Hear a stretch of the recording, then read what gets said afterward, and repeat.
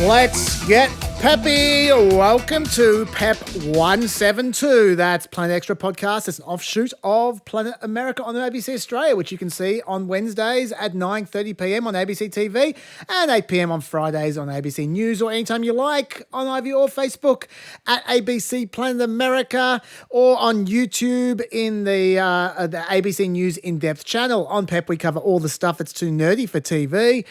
If you're listening to us, you can also find PEP on YouTube and Facebook, where you'll also find timestamps and show notes in the blurb. And if you leave a comment under those videos, we're likely to see it. You can also tweet us at PepChasDrDave. That's at PEPCHASDRDAVE. If you want to contact me privately, ask me on Twitter and I'll allow you to direct message or email me, or you can just direct message me on Facebook. But for now, it's time for the man who never raises the stakes on inconsequential views. I'm talking, of course, of Dr. Pepper himself. That's Dr. David Smith. Hello, Dave. Hello. Hello, everyone. I'm Dr. David Smith. I'm an associate professor at the US Studies Centre at the University of Sydney. However, I don't speak for either of those institutions, although I will mention the US Studies Centre hosted none other than Tim Walz in an event last year. Really? Yeah, Tim Walz was in Sydney last year. Are you saying you made him? He was in this building as well. Wow. So the US Studies Centre might have been the first institution in Australia to pronounce his name correctly. But nonetheless, I don't speak for the US Studies Centre, even if I am very proud of that as an achievement. For your information at home, we are recording this at 2:08 p.m. on Friday the 9th of August. I'm 2 days behind, Dave. You're going to have to carry 2 days. You're going to have to carry me for a bunch of stuff that's happened. Okay. Which I know it's happened, but I just don't know the details in and out. Okay. But first of all, what are you grateful for? Look, I continue to be grateful to Richard Cook for explaining to me things like how a microphone works. Yes. Once again, information that would have been helpful to me 4 years ago. Information that any number of people probably could have given to me had I asked. Dave, it would have been more helpful to me than to you, as the guy who tried to clean up your audio.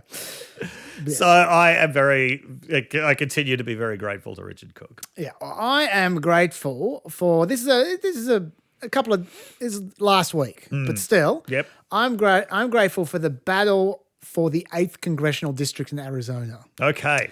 What I'm referring to there is a congressional race that was it was a primary of like 6 people, but mainly it was between Vance Buddy, Peter Thiel, Lick Spittle, and 2022 Senate loser Blake Masters, and Abe Hamadeh, the 2022 Attorney General loser. Okay. Hamadeh has a Muslim Druze background, Right. and as I said, it was ugly actually. It was real MAGA on MAGA violence, and Trump and Curry Lake both supported Hamadeh, but then it really went downhill.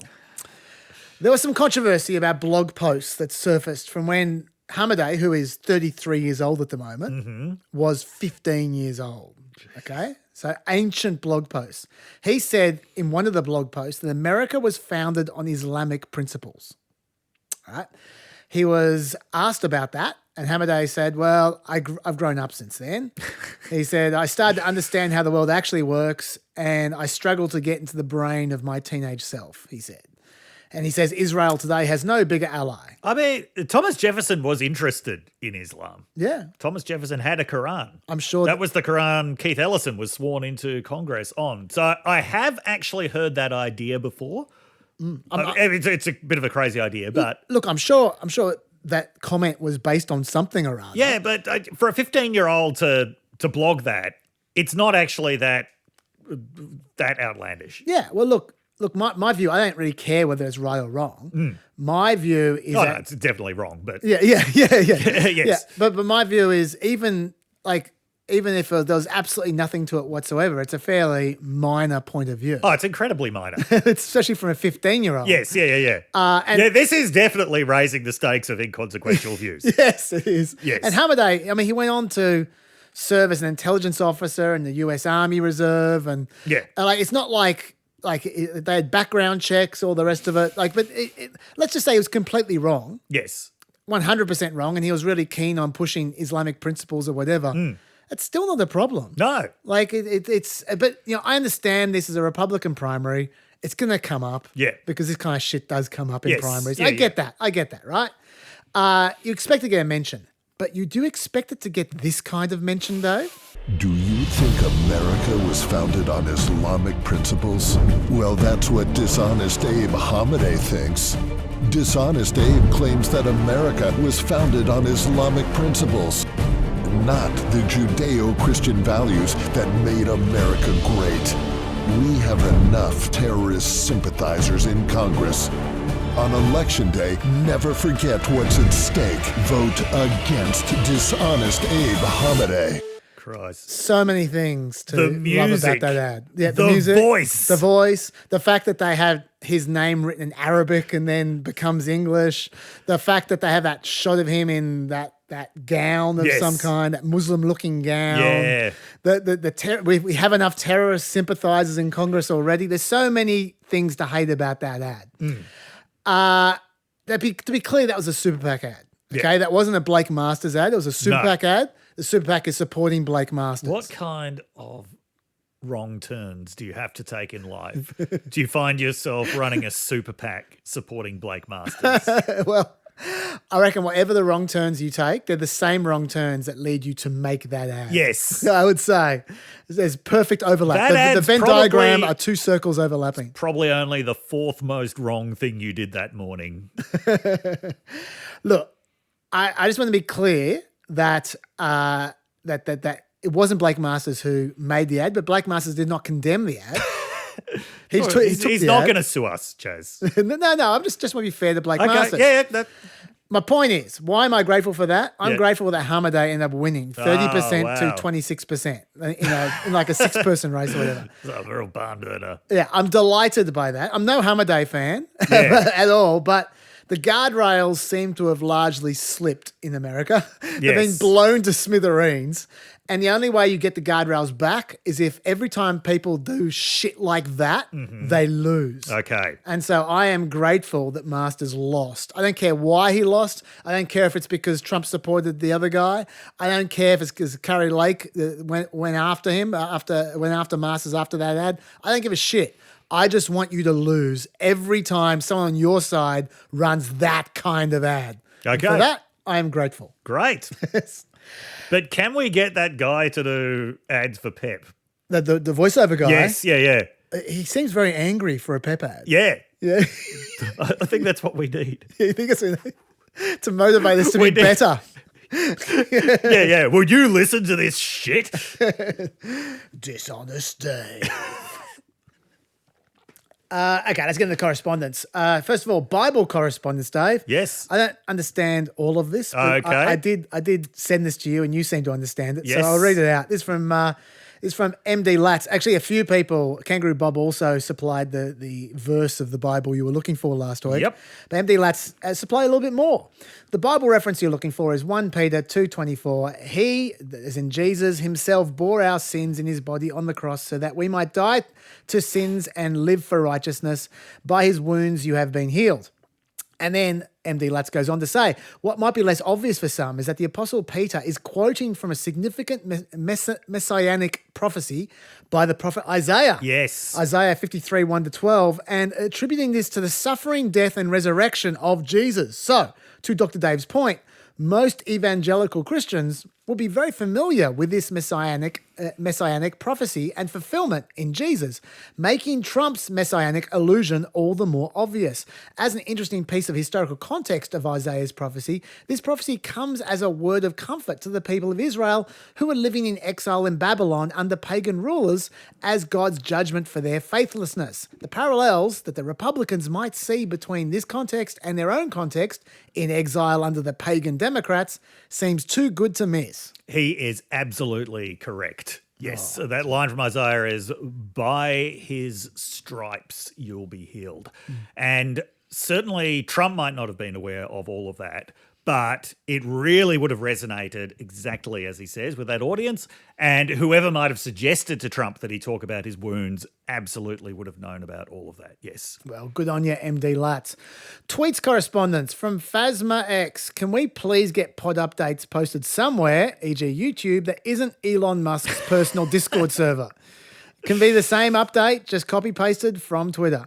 So I asked on YouTube if people would like updates to be sent on YouTube because you can send text updates Can on you? YouTube. Yes. And I sent out a poll last night asking them, and after 424 votes, I don't know where it is now, but last I checked, it was 424 votes. The result was 94% yes, 6% no, which from my perspective means that 26 people don't want the update.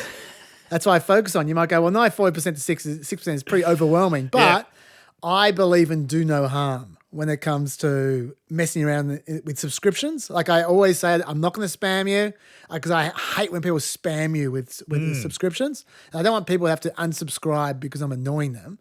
So what I would say to the 26 people who don't want the updates, I would say, and they probably represent more than 26 people, I would say, I hear you. And I think that obviously the overwhelming number of people want those updates, but I am not going to update willy-nilly. I'm only going to save the updates on YouTube for when I'm delayed by more than 24 hours. Okay. So when there's a big delay, I'll send the update on YouTube as well as on Twitter. If you want all the pissy stuff, go to Twitter. That's where it will be. Okay. There we go. The benevolent dictator of Pepperstan has spoken. Crows correspondence, Dave. I knew you'd want this. The other impressive thing about crows is that this is from TDM. Yep. The other impressive thing about crows is that they're from the exact opposite side of the amniot tree of life from us. They're dinosaurs with brains that are wired very differently to mammals. The fact that they're so intelligent shows that level of intellect isn't restricted to mammals. I absolutely believe that. And then what that means is that level of intelligence can probably evolve anywhere. So that justifies the plot line, Dave, of every terrible shark movie. The sharks, when the sharks all become geniuses somehow, they turn on ovens. Was it Deep Blue Sea where they've conducted experiments to make the sharks' brains bigger? Yes, that's the one. Because I remember the line. Yes. The sharks got smarter. Yeah, that's the one I was referring to with the shark turning on the oven. Was LL Cool J in He that was. one? He was in the oven when the shark turned it on. But yeah, and that's become more realistic. I have to rewatch that one. Because of TDM's point about crows. Okay. Handball correspondence from Random Stuff. Schoolyard handball national survey needed. Random Stuff says. Chaz, you said king, queen, jack, and dunce when I was talking about four-square handball. Yep. He says, is that right? I grew up in southeast Queensland with ace, king, queen, and dunce. Ah. Dave, you're from South Australia. What was it for you? It was king, queen, jack, dunce. Okay.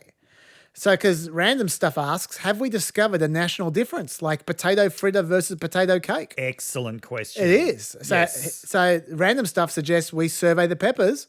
Peppers, it's over to you. Tell me, is it king, queen, jack, and dunce? Is it ace, king, queen, and dunce? Or are there four other squares?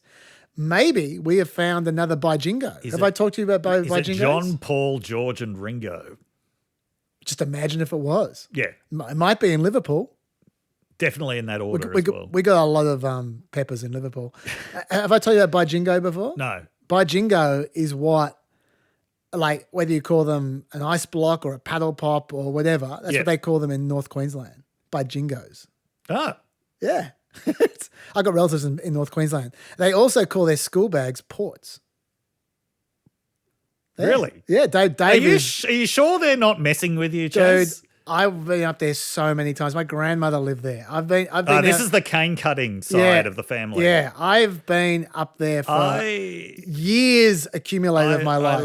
Years too many, by the way. I lived in Townsville from the age of 1 to 4. Did you ever have a port? Well, it was too young Did you eat Bijingos? to absorb that vocabulary. Anyway, my point is they're out there, and I would love to discover every single one of them. So let's start with handball. Okay. Thank you, Random Stuff. And Olympics hack correspondence. I'm very happy with this one. Okay. Thomas says, my Olympic hack, the handball one, has been achieved successfully before in recent years.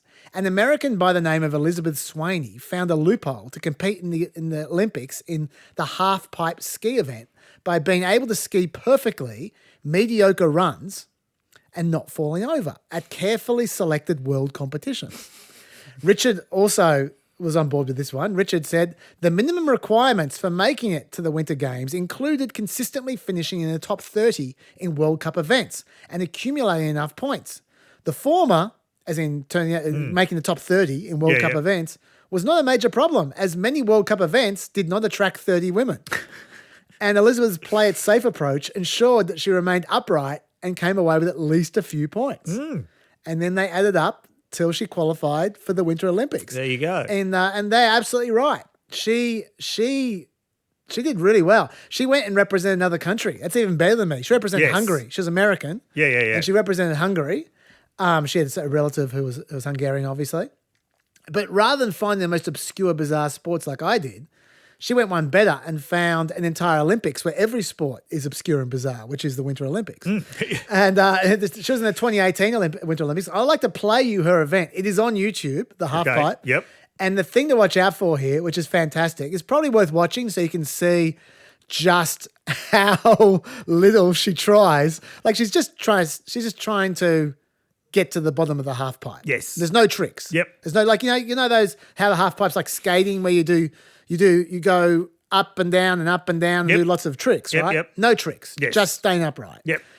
And if you're listening to it, just imagine that and listen to the commentators try and make something out of this apparent person just skiing down a slope. Elizabeth Swaney from Hungary, out of Oakland, California now. 34th in the World Cup, 13th in the half-pipe at Secret Garden earlier in the year. What can she deliver on here in Pyeongchang?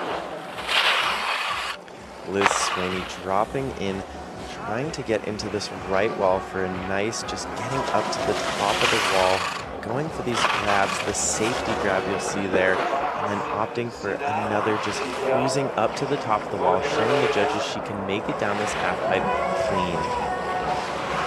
Going for the alley-oop spin down at the bottom, on to the left, and then a nice cruise 360 to switch, trying to show that she has a little style down at the bottom.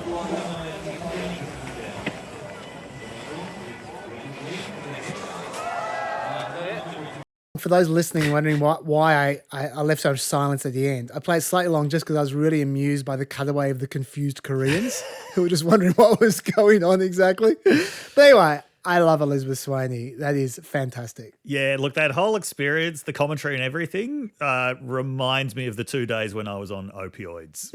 It's pretty chilled. Yeah. It's pretty chilled. Good pretty times. Relaxed. Yes. Yeah. Dave, let's start talking about Tim Walz. Walls. Yes.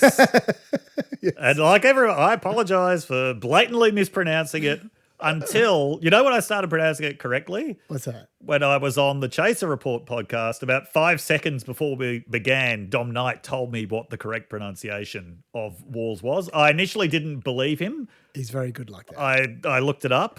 Yeah, so Tim Walz. Actually, let me just go through his bio quickly, and then I'll get your view. Yeah. Okay, so first of all, he grew up in Nebraska. Age 17, he joined the Army National Guard, served for the next 24 years, deployed to Europe after 9/11, never saw combat. He reached the rank of Command Sergeant Major. Then he also went to Chadron State College in Nebraska, got his master's from Minnesota State University, became a geography teacher, started teaching in Nebraska, continued in Minnesota, became a school football coach, took them to a state championship in 1999. Then he ran for Congress in 2006, represented Minnesota's 1st congressional district for the next 12 years, served on both the Veterans and Armed Services Committee, ran for governor in 2018. He's a gun enthusiast. He's a pheasant hunter. He won the congressional shootout when he was there. Yes, 3 times in a row. There you go. If you recall J.D. Vance saying how much he loves Diet Mountain Dew, well, Walz likes it even more than J.D. Vance. It's Walz's favourite drink. He's tweeted about it over the years at least 4 times. Here's one of them right there if you haven't seen it.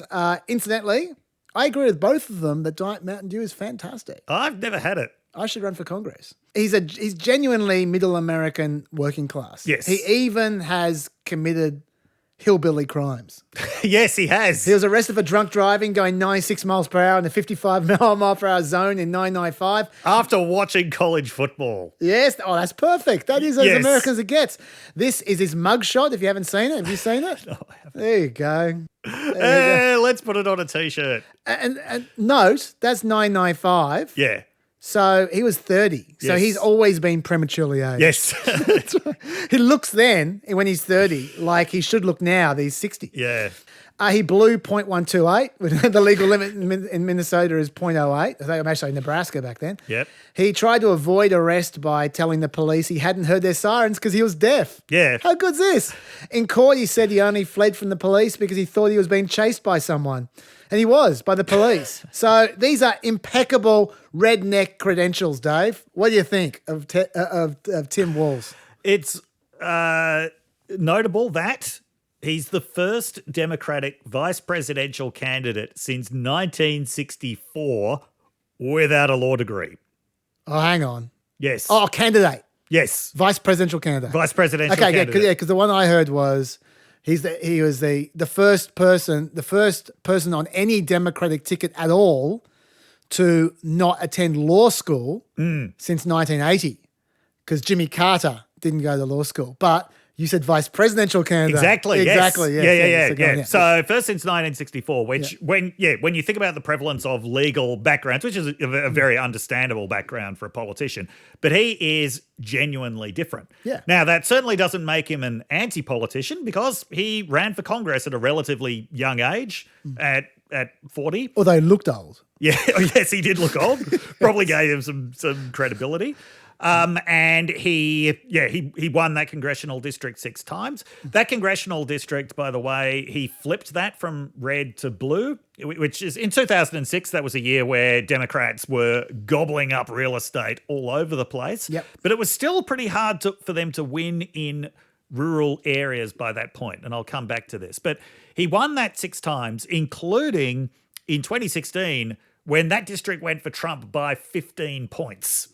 He still won that district. Yeah, on average, he has won, and this is including his governorship, by the way, Yep. when he had some narrow victories. Yes, yeah. He has won by 12 points more on average than a generic Democrat has Yes. in all of his races. Yes, yeah. On average. So he has played well with conservatives. Yes, yeah. So he is certainly, for somebody on a presidential ticket, he's from a very unconventional background. Yeah.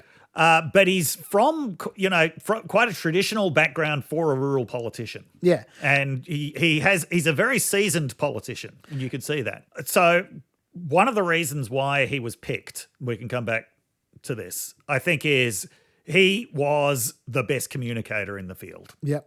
Well, Buttigieg arguably also very good, but Yeah, Buttigieg is pretty good. Walz possibly has a bit of a wider range in terms of his communicative power. I'm chalking that up to the high school experience.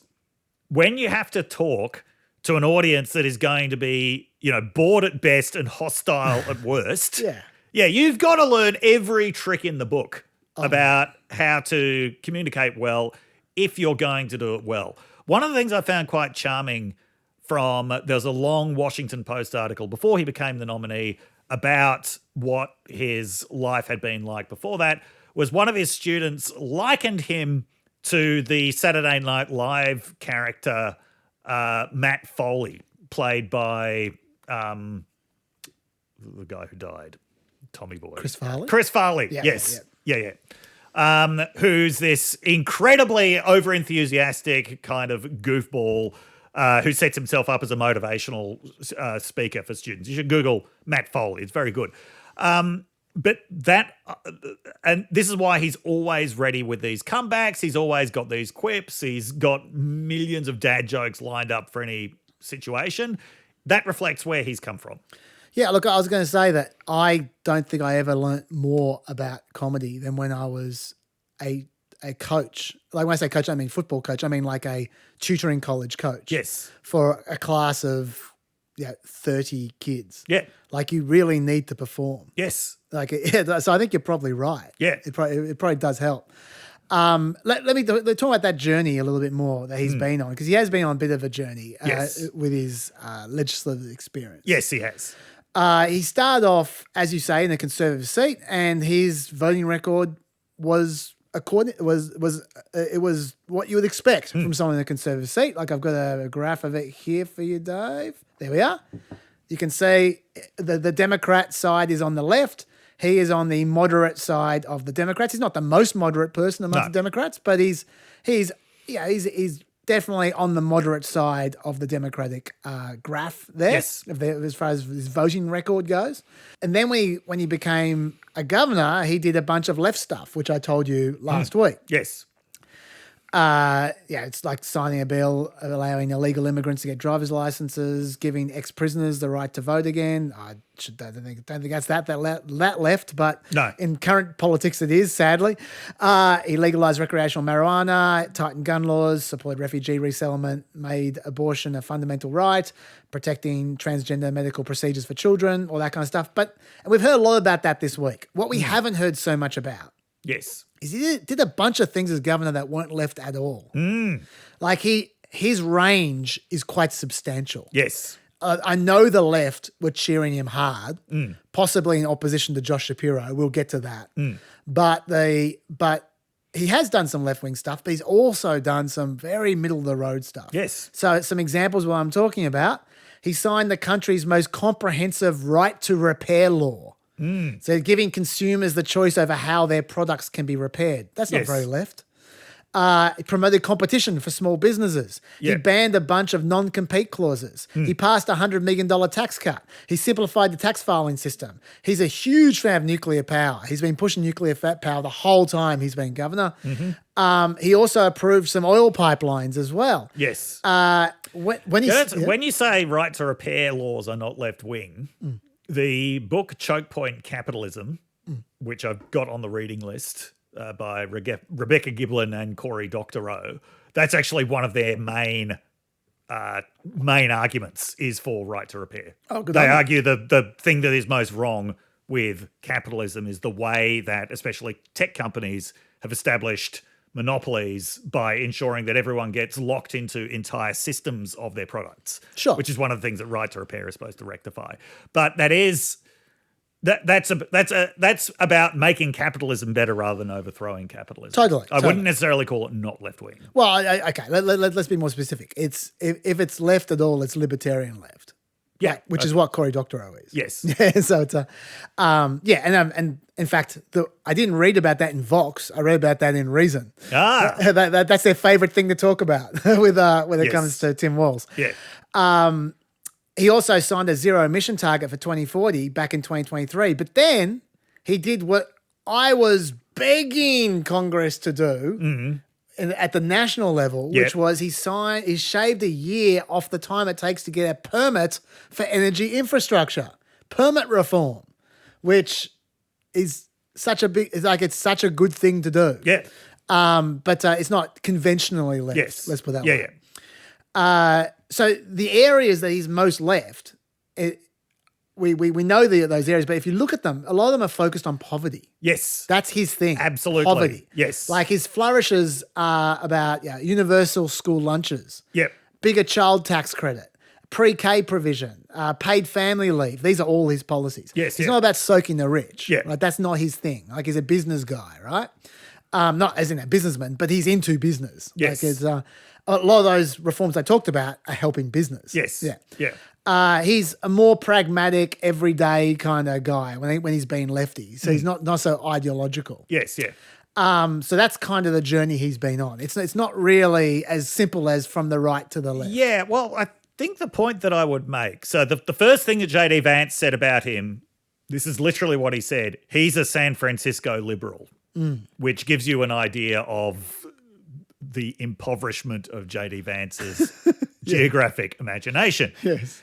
No, everything that you've just told us about really resonates with Midwestern progressivism. That is its own tradition.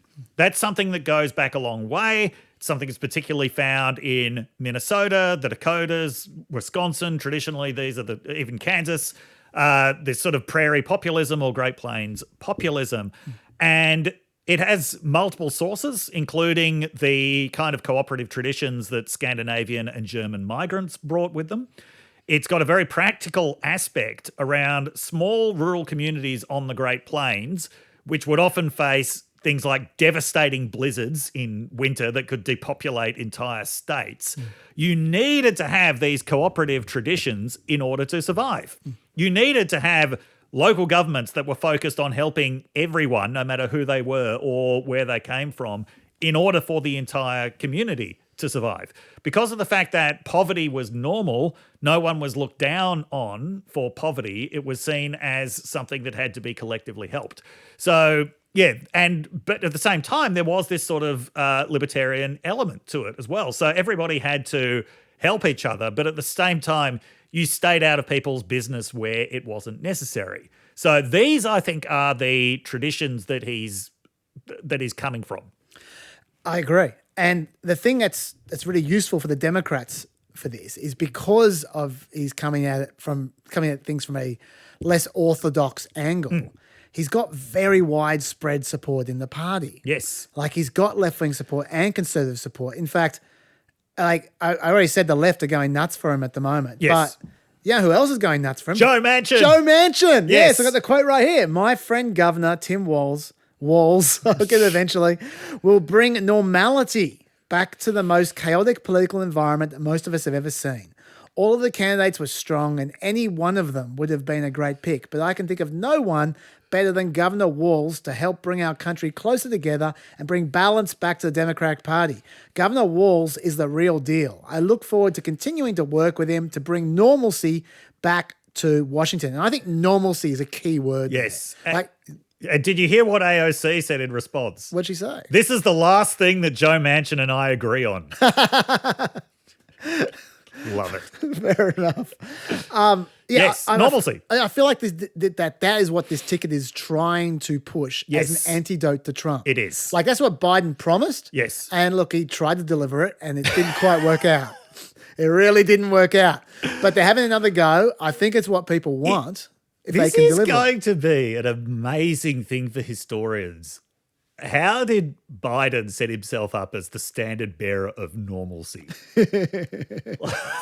Biden was never associated with normality. This is someone who, as vice president, was best known for the stories The Onion would run about it, about things like washing his car on the White House lawn and getting banned from Dave & Buster's and stuff like that. Yes. Yeah, in retrospect, it's bizarre that he was the one who promised normality and won an election on that basis. I think it was meant to be relative to Trump. Yes, maybe. yeah, that's true. Yeah, but you're right. You're right. He was never going to be able to deliver full normalcy. No. But I mean, look, I'm not the world's biggest Kamala Harris fan. We should talk about this at some point in time. Just a little aside. Sorry. I'm going to have a tangent treehouse sting at some point in time. Okay. And I would play it right now. Right. As a little aside, I feel like because we comment on events and we comment on actions, Yes. and I will say what I think about that action or that event. Yep. And I won't say about what I think about the person at all because it's not relevant. Yep. I feel like sometimes I give people the wrong impression. Like, for instance, we had some commenters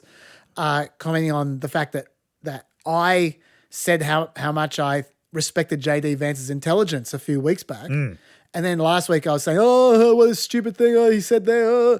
But I wasn't changing my mind. No. I was saying that thing he said last week that I said was stupid was a stupid thing to say. Oh, yeah. But I still think he's a smart guy. I just think he had a brain fart at that particular Intelligent moment. people say stupid things all the time. Totally. I think intelligent people have more scope to say more stupid things than stupid people do. Okay. Yep. All right. Yeah. I have no comment on that. Yeah. Maybe. But for Kamala Harris, for me, at the moment, it's the opposite. I haven't changed my mind on her either. I don't like her. But I think she's doing a really good job at the moment. Like, I think she's running a smart campaign and she's done some smart things. But that doesn't mean all of a sudden I'm a massive Kamala Harris fan. Okay. I don't express my opinions when I don't think they're relevant. Okay. So I just want to just flag that for when I say so somewhere down the track, when I'm saying something negative about Kamala Harris and you go, oh, you loved her three weeks ago. No, I didn't actually. I was just thought she was doing something good then. Okay. So anyway, just flag that. But what I want to ask you now, Dave, unless you have Yes. some more general Walz thoughts, is I want to engage you on the big topic of the week when it comes to Walz, which is the Walz versus Shapiro thing. Right? Okay. Which is the idea that was put out there is that Shapiro could have handed Harris the most important state in the election, which is Pennsylvania, and that he's, I think, unambiguously considered by pretty much everyone a massive electoral talent for the future. And so why wasn't he picked? Sure. Okay. So, first of all, I completely acknowledge the temptation of the Shapiro electoral logic. Yeah. Like, it is very hard to see either candidate winning the election without Pennsylvania. And it is almost tempting to say she could have completely sealed the election by choosing him because he's so popular in Pennsylvania. However, that logic has its limits, especially in a year like this. I just wouldn't be betting the house on anything. Given how many crazy things have happened this year, this could turn out to be the year when the vice presidential candidate can't carry his own state. Yep.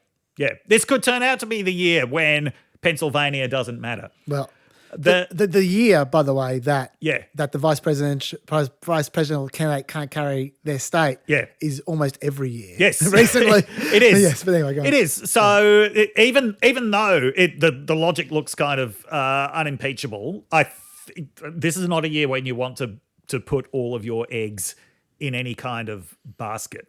And I'm not sure what his electoral appeal would have been outside of Pennsylvania. So that's the first point. Even I acknowledge the electoral logic, and as someone pointed out, if she goes on to lose Pennsylvania, there are going to be recriminations about this for generations, fine. But yeah, I think there are limits to that logic.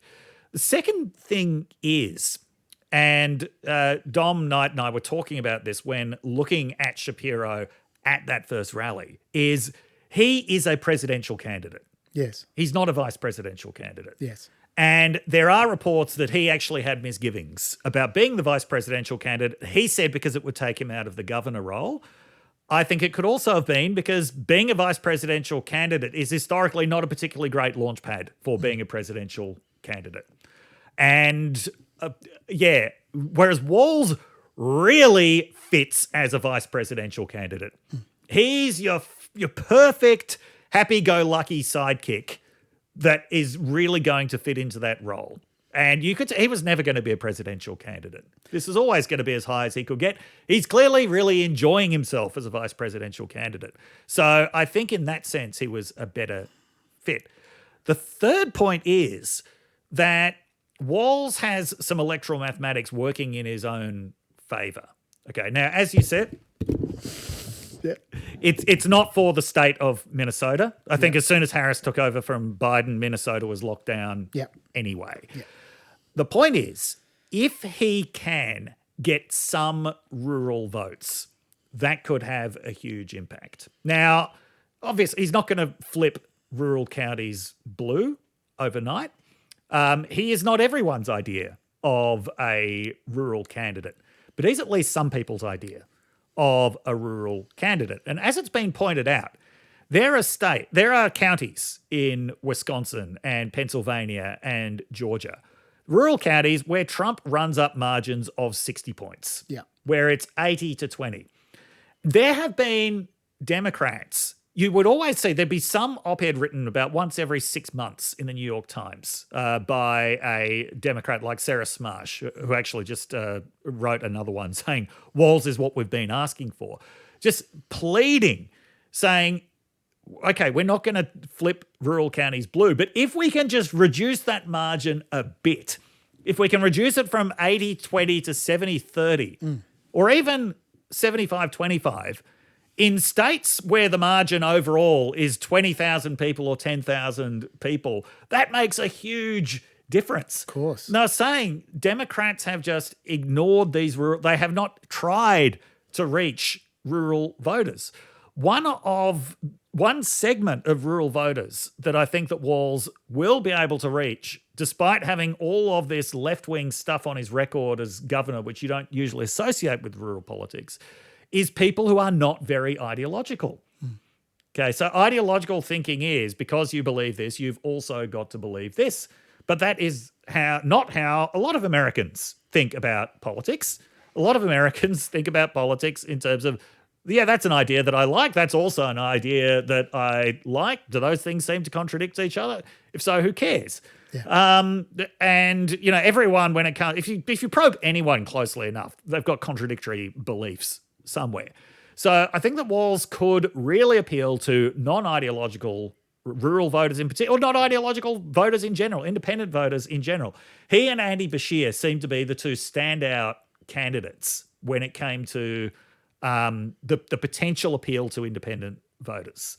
So I think that even though there's a very compelling argument for Shapiro from the point of view of electoral math, I think that Walz actually has one as well. There are a couple of other important points. One is Walz and Bashir were the union candidates. Yes. Now, this is a big one. That is very important. Something that Harris has really been right across, which more centrist sections of the media have been complaining about, but I think they're misguided, is they're complaining that she is pandering to the progressive wing of the party, which is, to some people, that's what the Walz pick looked like. What she knows is that she has to get the whole party behind her, the whole party behind that ticket as enthusiastically as possible. Some of the greatest organizational might for Democrats comes from unions. This is why she has not been afraid to address union audiences that are these absolute boogeymen of the centrists, like the teachers' union. Okay. COVID had this massive kind of jamboree of centrist hand-wringing about teachers' unions.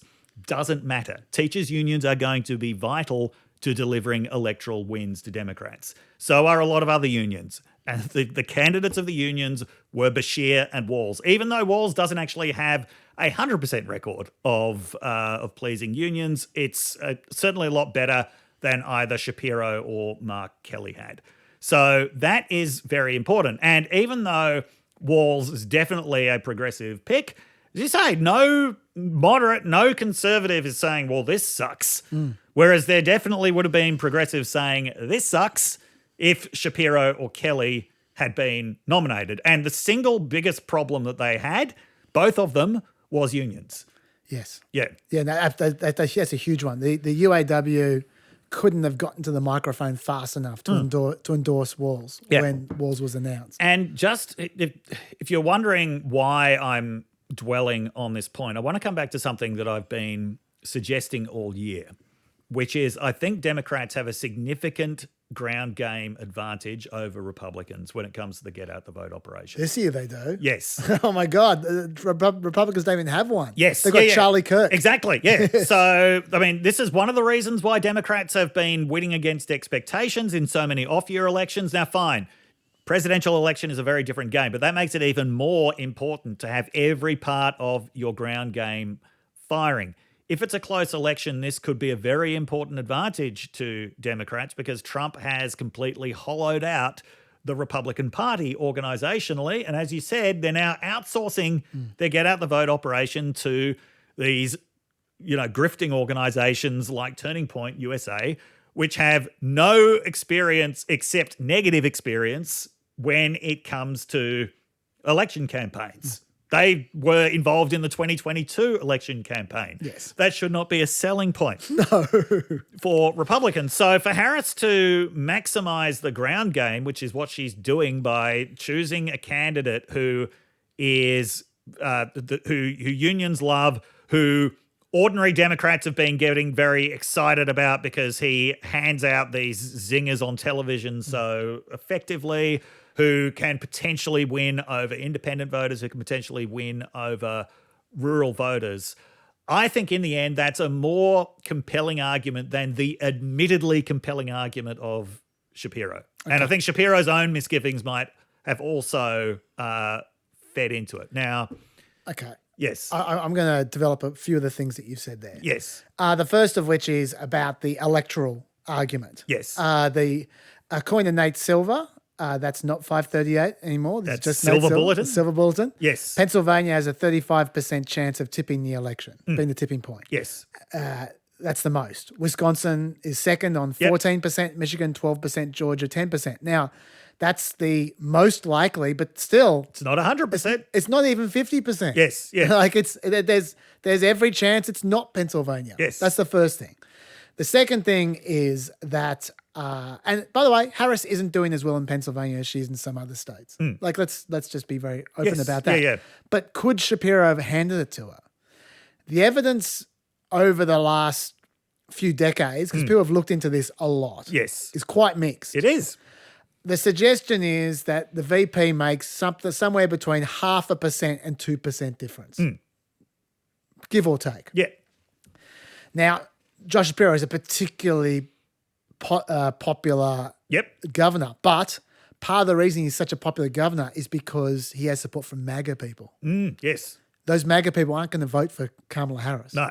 So when you take them away, maybe he's not quite so popular. That's the first thing. But the second thing is it's no guarantee. If 2%, she could lose by more than 2% without Yes. Shapiro. So Yeah. so even in the best case scenario, that's no guarantee. No. Furthermore, you know who cares about this kind of stuff?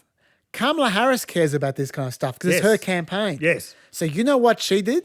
Rather than just sit around with like Thomas Friedman and twirl his moustache, she commissioned some polls. And apparently, What a novel thing. apparently the polls suggest that Josh Shapiro isn't enough to make a difference in Pennsylvania. There you go. So there you go. So that's the next thing. Now look, the polls are a snapshot in time, and who knows, Yep. somewhere down the road. But these people actually tried to do some data, Yes. okay, rather than just talking out of their ass. Still, isn't it just worth a stab? Isn't it just worth a stab? People might say, okay, well, let's go into some of the other areas of Shapiro, which you've touched on as well. Yes. He is very urban, very cosmopolitan, very elite, very much like Kamala Harris. Yeah. Like you're doubling up there. Well, and like just about every politician on both sides of politics of the last 40 years. Well, particularly Yes. Democrats. Yes. Like that is where the Democrats have been going in the Trump era. More and more down lawyer road. Yes. Right? And there's, and Trump is a reaction to that Yes. as much as anything. More and more down Lawyer Road is not the name of a Bruce Springsteen album. No, it's not. Although I would buy it if it was. So Shapiro doubles down on the class issues that we've been all talking about with the Democrats for some time. Yes. And Woltz actually helps with those issues. Walls. Walls.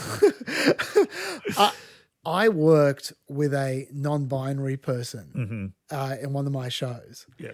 And this non-binary person was very, very forgiving, but I just could never get the third person Right. Yes. pronoun thing happening. Like Yes.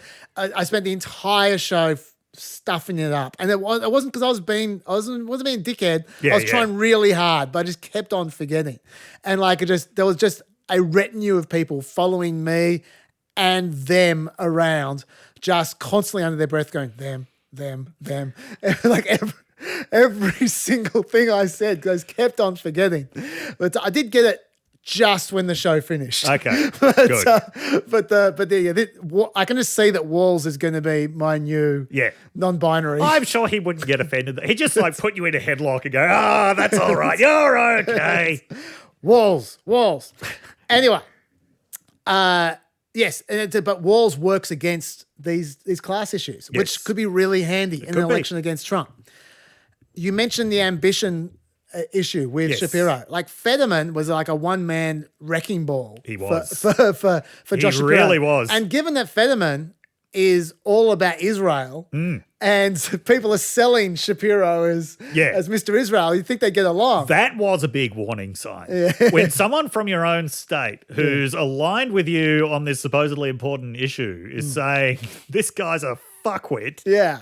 Well, Fetterman's basically, his message apart from this guy's a fuckwit was this guy's too ambitious. Yes. This guy's not going to be a good vice president. No. Because he's too ambitious. Yes. And apparently, at least according to the people leaking to the newspapers, that was an effective message. They took notice of that. I would also note that Fetterman was the only candidate. Sorry, not Fetterman. Shapiro was the only one that I saw actually getting backgrounded like this, getting leaked against like this. There were other negatives about other candidates that didn't really slip out until later. So for later, it was revealed that Team Harris believed that Mark Kelly was an uninspiring speaker. Which is true. Which is true.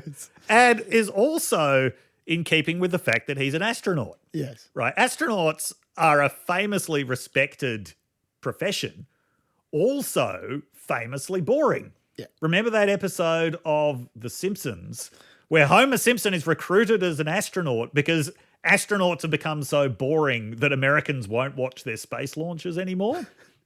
Yeah, well, it's true. Yes. It is all completely true. Yes. Yeah. That is fair. But you're right. Shapiro was getting backgrounded a lot earlier. Yes, which was just not a good sign. And given that Shapiro was being, like, that they were saying that the knock on Shapiro was that Shapiro wouldn't be a team player. Shapiro would be promoting himself all the time. Shapiro would be a showboater and would be worried about his own career. Yep. When this ad was released last week from the Philadelphia mayor, this might not have helped. We're getting behind Kamala Harris. Kamala Harris. Kamala Harris. Kamala Harris for president. And Josh Shapiro. Josh Shapiro. Josh Shapiro for vice president. Now we need you. So that, just to be clear, that was released a week before Kamala Harris was supposed to make her decision about her vice presidential candidate. And Shapiro insists he had nothing to do with that. And, you know, I believe him. I can believe him. I believe him because it would have been idiotic for him to be involved with that. Yeah. But you can see how that might have made Harris's team uneasy. Yes. When they're worried about him being a showboater. And apparently they were worried about him going out doing events all the time, promoting himself. Yeah. Supposedly helping out Kamala Harris, but they're going, he's already promoting his own candidacy here. Yes. Yeah. So that was part of what made him suspect, apparently. Yes. But then there's the teachers' unions didn't like him because of the school vouchers. We talked about that before. The unions didn't like him.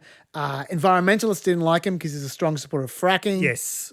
As well. There's also scandals. We talked about the sexual harassment scandal. Yeah. There was another one which we didn't even mention about Ellen Greenberg, who was found dead in 2011. Do you know this one? Okay. Ellen Greenberg she was found dead in 2011. She was stabbed 20 times, including many times in the back of her head. And she was described as a suicide. That's how they classified it.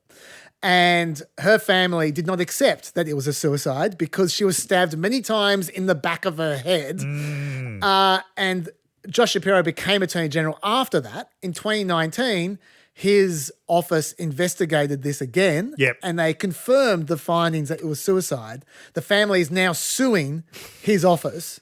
And that case is going to the Pennsylvania Supreme Court during this campaign. Yeah, that wouldn't have been a good thing. And you can just see how Trump would have a field day with that. Yes. So especially given Kamala Harris has been associated with prosecutions of innocent people. Yes. So he could have tied the two together perfectly and it would have made the attack resonate so much more. Now, there's another obvious issue which the Trump campaign is harping on about. This is what we're getting to. Yes. Yes, which is obviously the accusations of anti-Semitism. Yes. And the reason for that is because Walz's position, not just Walz, a number of these candidates' positions on Israel are effectively identical to Josh Shapiro's. Yes. Yeah, everyone kept on saying, oh, he's Mr. Israel, Mr. Israel. You know, are they saying that because maybe he's Jewish? Is that maybe why he's saying that? Now, I personally, I mean, look, I'll tell you my thoughts about that in a second, but we'll just set it up and I'll get your views and then I'll tell you my thoughts. So you had Republicans en masse as soon as this pick came out saying, well, she didn't pick the obvious person, not because she's anti-Semitic. She's married to a Jewish person. She's not anti-Semitic, but she knows the Democrat Party are.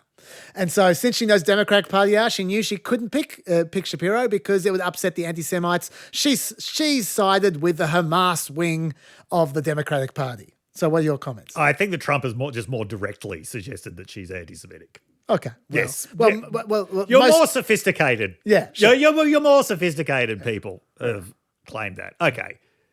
It's fucking ridiculous. It is absolutely ridiculous. There are many factors that go into choosing a vice president. We've just listed a bunch of them. Yeah. There is never a single obvious vice presidential candidate except for an incumbent vice president. If you choose somebody other than an incumbent vice president, then you could say, well, an obvious person was passed over for some reason. But this race, nobody knew until she announced Walz that it was going to be Walz. Yeah. There were all kinds of speculations going on. So, first of all, it's not like the really obvious choice was passed up and, why could that be? Yeah. Second thing is, as you say, most of these candidates actually had pretty similar positions to Shapiro when you actually look at the substance of the issues. The baggage that Shapiro was carrying was saying stuff about pro-Palestinian protesters that was pretty ill-advised. That's where I was going. Okay, comparing them to the Ku Klux Klan. Yes. This is in the context of the number of voters in Wisconsin, Pennsylvania, and Michigan who refused to vote for Joe Biden in the Democratic primary. In all of those states was more than the margin that Biden won those states by. This is just a political reality that has to be taken into account. It's not that means that you then nominate a pro-Palestinian vice presidential candidate, because that is not what Harris has done. But it means you don't nominate the candidate who most aggressively went after Palestinians. Yeah. What I would add to that, I mean, Yes. it's definitely the point I was going to make. I mean, Yes. I am one of the people who described Josh Shapiro as Mr. Israel, right? And I wasn't talking about his position on Israel and Palestine. I was Yes. talking entirely about the protesters, Yes. which I made very clear at the time. Yes. And to me, it's not about exactly what he said. I can run quotes. Yes. But, there'll be Shapiro defenders who will say, when he said the KKK thing, he meant the violent protesters. And yeah, sure, fine. I'm actually not disputing any of that. Yeah, sure. But this is the key. It's not actually what he said. It's how he said it, and in particular when he said it. Yes. Which is, he came out the day after the original university, the House hearings with Stefanik. Yes. When she chewed out the 3 college presidents. Yep. One of them was from Pennsylvania. Yes. Was from Penn State. She chewed them. University of Pennsylvania. Yeah, sorry. Oh, sorry. Yeah. She chewed them out, and the day after Josh Shapiro joined her side in the culture war, that became a massive culture war issue. Yep. And he joined the non-Democrat side of the culture war. Yep. And there's nothing you can do. I mean, I hate culture war stuff. Yeah. That's not me, right? Yep. But the world exists in a culture war context. That's and right. if you want to be the Democrat nominee, Yep. either for president or vice president, you can't be on the other side of the culture war. Yes. You just can't. Yes. And he chose the other side of the culture war, and they were never going to forgive that. Yes, That's yeah. the reason why I think he's been associated as Mr. Israel, not because of the Jewish thing. I mean, look, that probably is a visual reminder. Yes, yeah. I'm telling you, it's the protesters that was the key. Yes, Go on. It was a Jewish person who summarized this issue best to me after Walz was chosen and Shapiro was not. They said, I didn't want the election to be about this. Right? It is that simple. You don't want the election to be about this. Yeah. No matter where you are on this issue, if you're a Democrat, you don't want the election to be about this. This is not a good issue for you.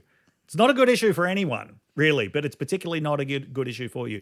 If Shapiro had been nominated, the election would have been about relitigating all of this shit. Yeah. Who needs that? Yeah, that's a distraction from what they want to talk about. Yes. And obviously there's the obvious points which you haven't mentioned, so I'll mention them. Yep. Which is, you're saying that the Democrats won't tolerate a Jew in power. They are filled with Jews in power. Yes. I mean, like Eric Erickson tweeted out, "No Jews allowed" at the top of the Democratic Party, and Chuck Schumer responded with, "News to me." which was a good response. But it's Yeah. not just Chuck Schumer, the Secretary of State, the Secretary of Treasury, Homeland Security, Attorney General, Director of National Intelligence. They're all Jewish. Yes. So they can be in a position of power, obviously. Yes. In a Democratic administration. Of the 35 Jewish members of the current Congress, 2 of them are Republican and 33 are Democrat. Also, the Walz pick was immediately supported by the Democratic majority for Israel. Yes. Like, yeah, they're a lefty organization, but they're Jewish. Yes. They said, as governor, he has been a steadfast supporter of the pro-Israel movement in Yes. Minnesota. J Street also released a statement supporting Walz. We know the Harris-Walz team will stand up for our shared values, protect our community, and pursue smart pro-Israel, pro-peace leadership abroad. We're all in. So, yes, I think this is a bullshit talking point. Well, yeah, I mean, when someone like Eric Erickson tweets that out, he's not talking to a Jewish audience. Yeah. Same as Trump's not talking to a black audience when he says that Kamala Harris isn't really black. He's talking to a white evangelical audience. I do want to say two more things, though, one on either side. Yes. One, which is just to address something you discussed. I'm not going to play the clip. I could play the clip. It's from Steve Kornacki, but it's very visual, so there's just no point for people who are listening. Okay. So I'll just describe it. Steve Kornacki on NBC pointed out, he did a real deep dive on Walz. Yeah. And he pointed out that if you look at the 2022 governor's race and you compare it to the Joe Biden 2020 race Yeah. in Minnesota, Yes, yeah. Walz not only got pretty much the same margins across the board, Yep.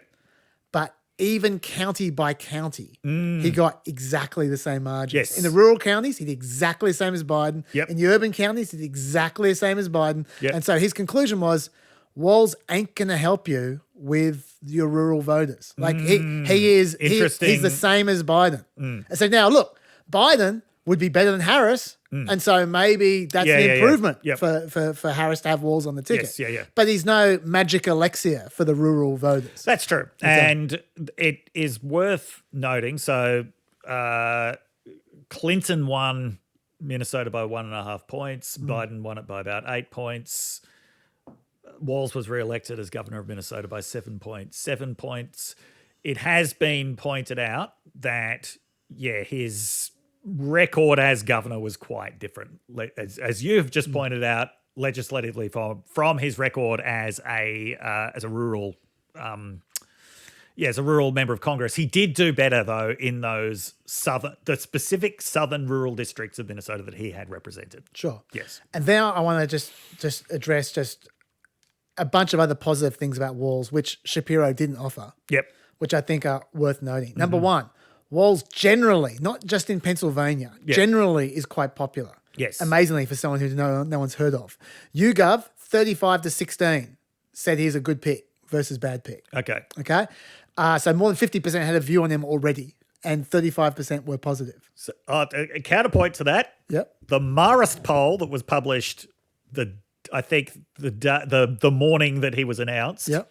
17% favourable to 13% unfavourable, Okay. 70% no opinion. Okay, counterpoint. Yes. Counterpoint noted. Although I don't think Shapiro would have had much more name recognition than that either. And the Democrats in that YouGov poll, Yep. 61% positive to 2% negative. Yeah. Right, which is obviously important because he's meant to be a unifying pick. Yes.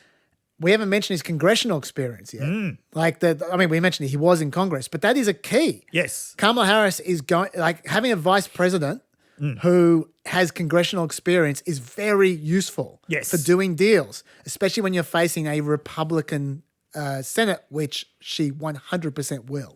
Right. So if she became president, we mentioned the fact that he doesn't have excessive ambition, which is useful. He by the way, he specifically swore off running for president. Yeah. I don't think Josh Shapiro did.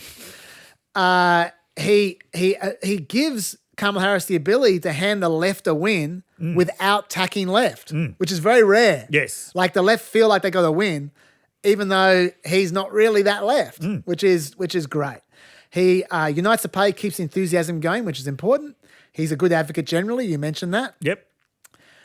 He can talk in a way that appeals to the voters they most need, the white working class. Yep.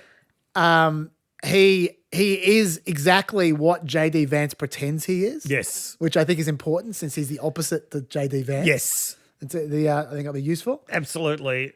I mean, we can talk more about the contrast later, but he looks like somebody who has lived a life. He does. He does. JD Vance does not. He looks like someone who's lived several lives, actually. Yes. He provides representation for that part of the Democratic base that they've lost, which we already discussed that. Yep. I mean, can you see any other candidate? I'm not talking Josh Shapiro here. I'm talking any of the other candidates. Maybe Andy Bashir. Yeah. But anyone else in that photo. Just loving carrying this pig. Just loving it. Can we talk about Bashir for a second? Sure. Let's talk about Bashir. Yeah, so as I said, Bashir was the other big union. He was actually Sean Fain's first choice because he had been on the picket line. Yep. He had a lot of things in common with Walz in terms of he was someone who won in red districts. In fact, he had more credibility than Walz in that respect because he's winning in Kentucky and he's winning by 5 points. Bashir, though, I don't think he would have had as much appeal within the Democratic Party. The Democratic Party definitely would have feigned enthusiasm for Bashir. Like, yeah, he's great. He can definitely appeal to white independents. But their enthusiasm for Walz is genuine. Yeah. Yeah. You can't imagine Bashir making couch jokes. And Bashir, I mean, Bashir would have picked up a different kind of independent voter, potentially. If Bashir had been on there, he basically would have been the only genuinely pious religious candidate of the four people in that race. He is someone who really talks Christian and talks Christian all the time.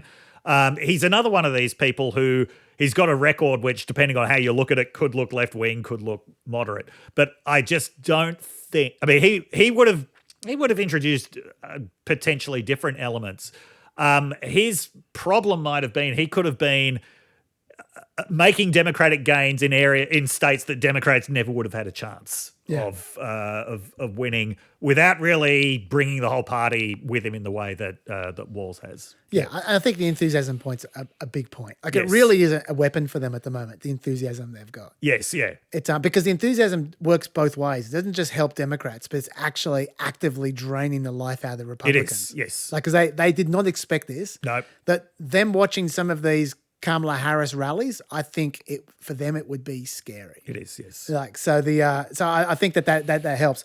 Okay, let's talk about unless you got more to say positive. Let's talk about some of the negatives because the Republicans have been trying to. Oh, by the way, I haven't made my mind about Walz. Along the lines of what I was saying before, you might think, Chaz really loves Walz. I'm just explaining the reasons why they might have picked him. Okay, right?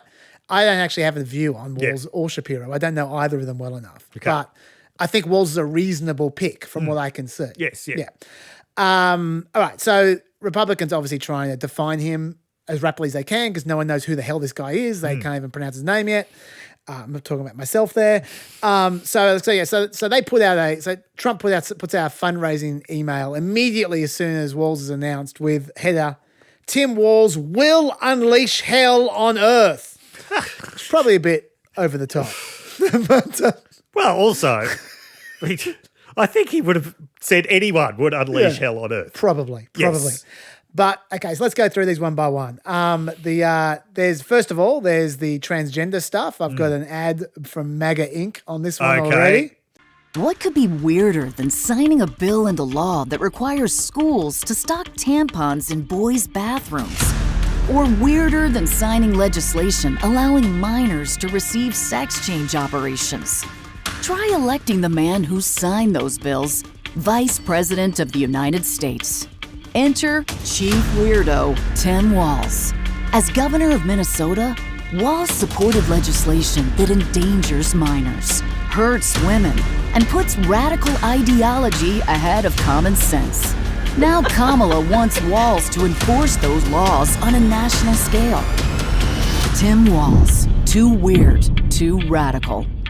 I love just how self-defeating some of these ads are. Like, number one, the weird thing Yeah. Like all that's doing is screaming out how defensive you are. And Yes. it's reinforcing his Yeah, message. yeah, yeah. That's Yeah. the first thing. Yes. Like, in fact, we probably would have all moved on from weird if the Republicans didn't keep on mentioning it. Yes. That's the first thing. Second thing is they really need to stop running vision of Kamala Harris laughing in their attack ads because honestly, it makes her look good. Yes. I don't understand what they think is wrong with someone laughing.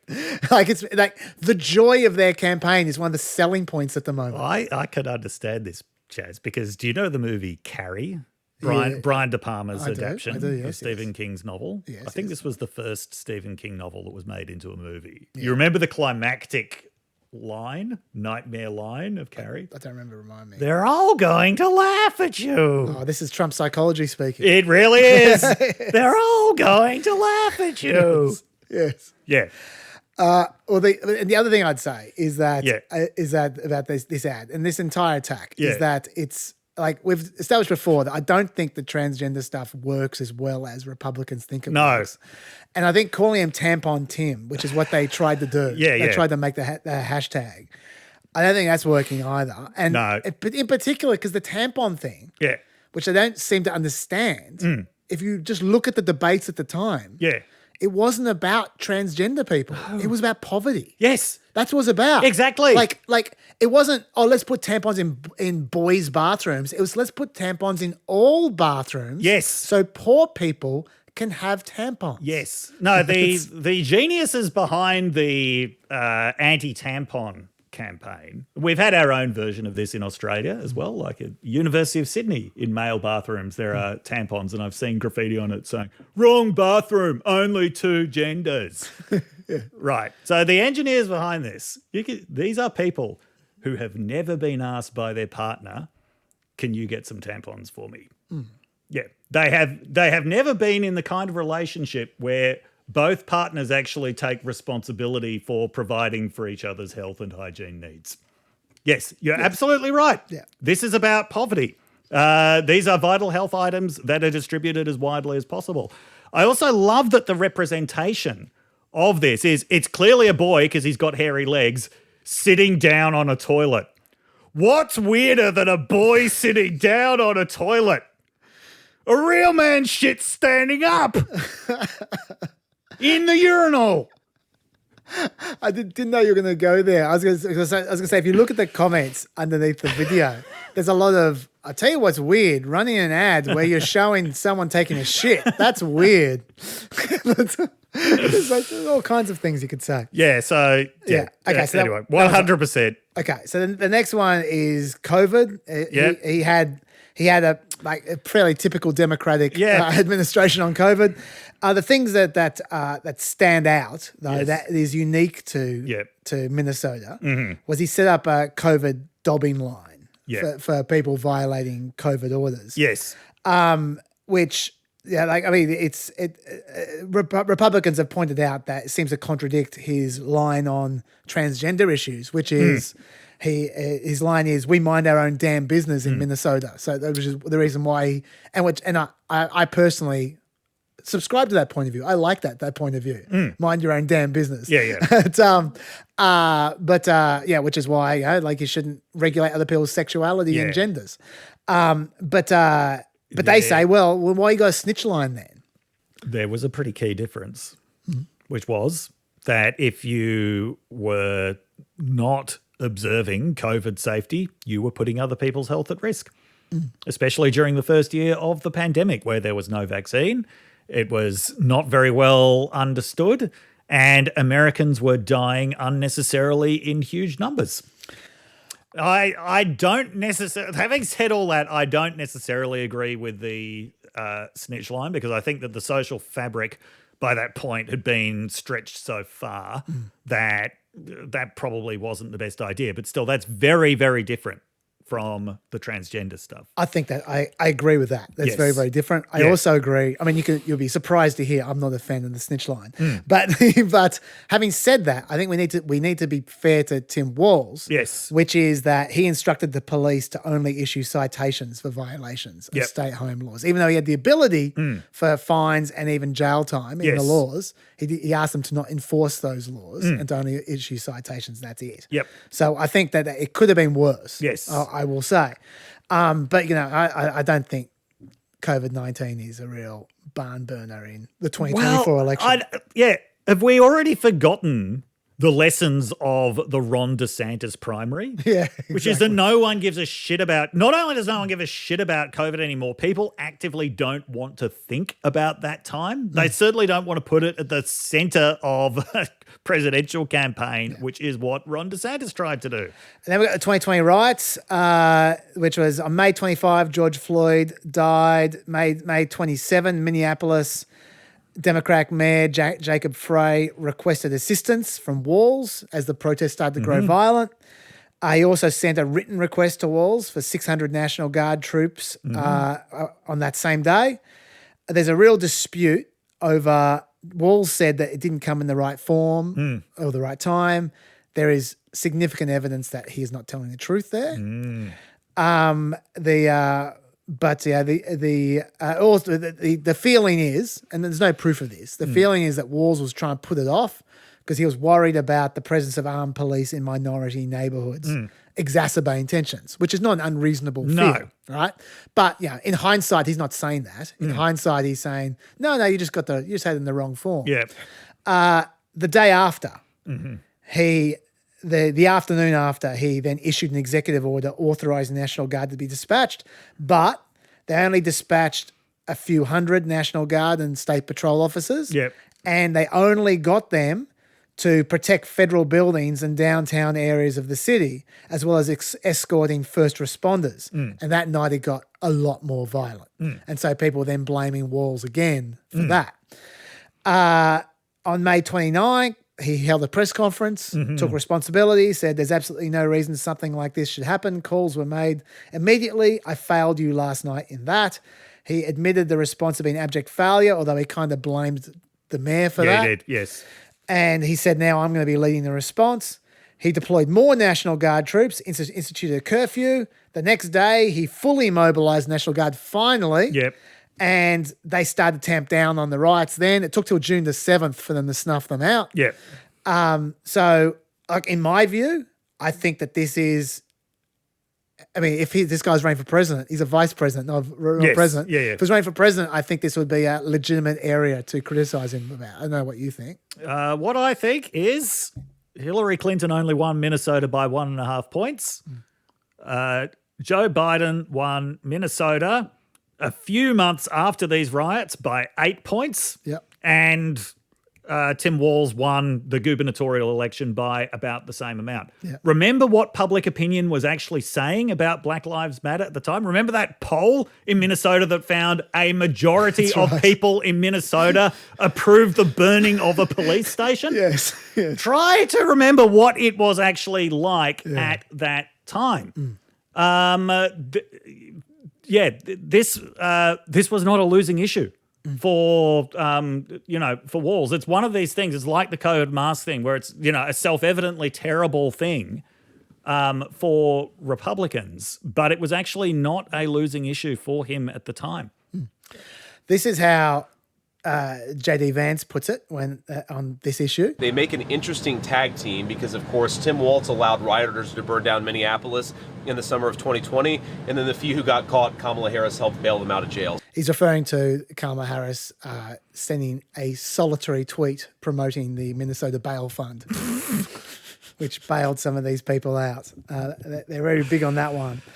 Look, I mean, I'm not sure this one's going to make a huge difference either, to be honest. I think you make a great point about the reasons for this. Yeah. But also there's a much bigger reason, which is there is a massive pebble in the toe, pebble in the shoe of this particular talking point. Yes, there is. Which is there's a bit of a 400-pound gorilla who's on Tim Walz's side. Orangutan, I think, would be the yes, that's right. The better description. He's yes, on Tim Walz's side of this debate, and that's J.D. Vance's running mate. I know Governor Walz is on the phone, and we spoke, and I fully agree with the way he handled it the last couple of days. I asked him to do that. Get a lot of men. We have all the men and women that you need, but people aren't calling them up. You have to dominate. If you don't dominate, you're wasting your time. They're going to run over you. You're going to look like a bunch of jerks. You have to dominate. So the best example, I alluded to it a couple of seconds ago, is Minneapolis. It was incredible what happened in the state of Minnesota. They were a laughing stock all over the world. They took over the police department. The police were running down the street, sirens blazing, the rest of them running. It was on camera. And then they wiped out. You probably have to build a new one, but I've never seen anything like it. And the whole world was laughing. Well, I don't know what it was. It was the third night, fourth night. Those guys walked through that stuff like it was butter. They walked right through, and you haven't had any problems since. So that's a bit of a problem for any kind of talking point about the little bit of a problem. Yes, that according to Trump, everything was fine after they deployed the National Guard. Yes, but also let's remember that Democrats are running against Donald Trump. Response to COVID and response to Black Lives Matter, not winning issues for Donald Trump. Great point. Great point. It is that straightforward. Also, you make a great point as well about let's remember the time. Yes. And the reason why is because this is more evidence of what I was talking about before, that he's not as left as you might think. This is Minnesota. Yes. Right? Ground zero for the Black Lives Matter movement at that point in time, right? Yes. As you say, people supporting the sacking of police stations. Yes. This is, if ever there's a place you're going to defund the police, it'd be right here. Yes. Right? And there was no defund the police business with Walz at all. No. Like he kept the funding for the police absolutely static. Yep. The next year, he added $300 million funding for local public safety officers. Yes.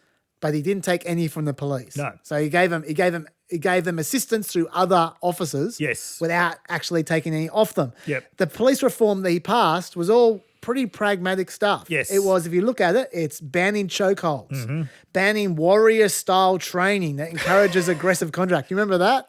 That was a doozy. Yep. Requiring officers to step in if a colleague is using excessive force. That's a good reform. It is. And making officers get more training on dealing with people with mental health issues and autism. These seem like pretty sensible, middle-of-the-road reforms. They really do, yes. So in that context, Yes. these were the reforms he came up with. Yes. Which strikes me once again as suggesting he's not nearly as left as Republicans would like to sell him as. Yes. Do you have anything else to say about that talking point? No. I got one more, which is, actually I got two more quickies, which is refugee resettlement. He's big on refugee resettlement, which, 20 years ago, that was a Republican thing to be. Yeah. That was a Christian thing. Yes. Right? Yeah. But now it's not a Republican thing. That greatly angered, can you guess who? JD Vance. No. You're not just not thinking. The Secretary for Vampire Affairs, Stephen Miller. Ah! He is the biggest booster in the whole country for unlimited refugee resettlement. That means under the Harris-Walz plan, they're going to turn the entire Midwest into Mogadishu. That's their plan. That's their policy. Oh, never change, Stephen Miller. Honestly, if you want one reason why you might not want Trump to be re-elected, that is the only guy who is a guarantee in his administration. Why should we pick up our own lunch trays when we've got janitors to do it for us? Exactly.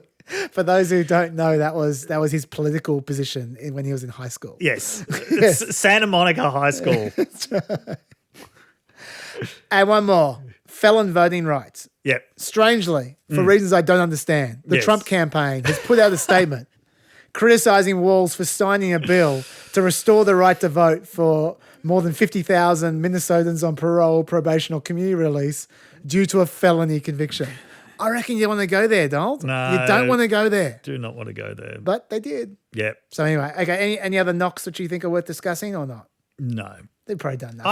I think there's one more thing. Oh, the military thing. Well, yes, but just before we get to that. So for understandable reasons, he's very big on public schools. Yeah. Which is why teacher unions like him, and this could be something else that he gets demonized on, that he's too close to the teacher unions who kept the schools closed during COVID, blah, blah, blah. But once again, that comes back to very important Midwestern tradition. In small rural towns, public schools are among the most important institutions that there are, not only for social mobility, not only because of the fact that they supply meals to school children, they're often just really important points of community cohesion. They're places where the children of everyone in the community is together. Their events like football games are sometimes the biggest events in these communities.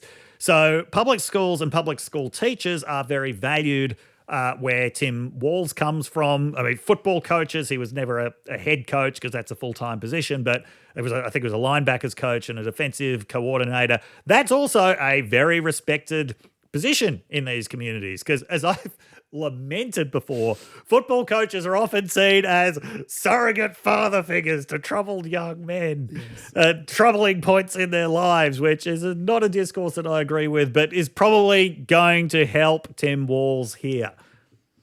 Okay, do you want to say anything about the military thing? I actually don't know much about this. This is in my, in my not up-to-date zone. Yes, okay. So he was in the National Guard for 24 years, first in Nebraska and then in Minnesota. He was deployed to some strange places. He was deployed to the Arctic Circle on some kind of NATO business. Okay. The closest he ever got to war was during Operation Enduring Freedom. That is what was launched after 9/11 with the invasion of Afghanistan. He was deployed in a support role to Italy. Okay, so that's the closest he ever got to that in 2001. Now, he was an artillery specialist, okay? And he does have a documented prowess with weapons, not just compared to other members of Congress. Even within the military, he was considered a very good shot. He was considered very good with grenades, but he was considered especially good at artillery. The problem with hanging around artillery for 20 years is it makes very loud noises, and he developed serious hearing issues. So he was deaf. He actually was deaf. When he was using as an excuse for the DUI. It probably wasn't a good excuse for the DUI, but he had such significant hearing problems that in 2002 he had to go before a medical review board to get permission to serve for another 6 years in the National Guard. Okay, so there are 3 controversies around his National Guard service. All of these were actually brought up previously, or 2 of them were brought up previously when he was running for governor of Minnesota. So one is the claim that he kind of backed out of the National Guard, slithered away from it, as the New York Times said, because the Minnesota National Guard was going to get deployed to Iraq. Now, bearing in mind, at this point, Tim Walz is 41 years old and has bad hearing. Right, so probably wouldn't have been the greatest deployee to Iraq in the first place. But anyway, he insists, and the Harris campaign insists, and this has actually been backed up by other people, including political opponents. He was starting to talk about a congressional run months before it was announced that the Minnesota National Guard might be deployed. So in 2005, he was talking about making a congressional run. He was actually talking about to people in the military as early as 2001 when he was in Italy. He was asking them, do you think this would look like I'm deserting my unit or whatever? But the point is, he was pretty close to his scheduled retirement anyway at this point. At least according to his timeline, it was months before there was any announcement made about the Minnesota National Guard deploying, and he'd actually been retired for several months by the time they were actually deployed. Okay, so I think it's kind of a weird knock on him anyway, especially coming from J.D. Vance, given that everybody hates the Iraq war now. Like, everybody thinks it was a bad idea. J.D. Vance has made this integral part of his personality. So what really is the knock on saying this 41-year-old guy with bad hearing who'd been in the National Guard for 24 years. Well, instead of deploying to this war that everyone hates, he instead went to Congress and voted against troop surges to Iraq. In other words, voted to stop other people from going to this fucking pointless war, while at the same time voting to maintain levels of funding, to, on the troops need to be supported grounds, and campaigning for Veterans Affairs. I don't think that's actually much of a knock on him. So that's knock one. Knock two is around whether he was actually entitled to, because, there's been a big thing. He retired as, what was the rank? As sergeant, not sergeant major. Hang on, I'll find it. I think it was sergeant major. Maybe it was. Yeah. Anyway, the rank that he retired as, he was actually in an acting role at that time because he hadn't gone through the paperwork that formally would have allowed him to be promoted. However, the Army has said that... Command Sergeant Major. Yeah. However, the Army actually... the National Guard actually has said that he was entitled to be known as retired as Command Sergeant Major. That's not much of a controversy either. Probably the biggest one is that there was a campaign video which had been... sorry, it wasn't a campaign video. This was a pro-gun control video that was made by Tim Walz. Now, bearing in mind, Tim Walz, for the majority of his political career, had an A rating from the NRA.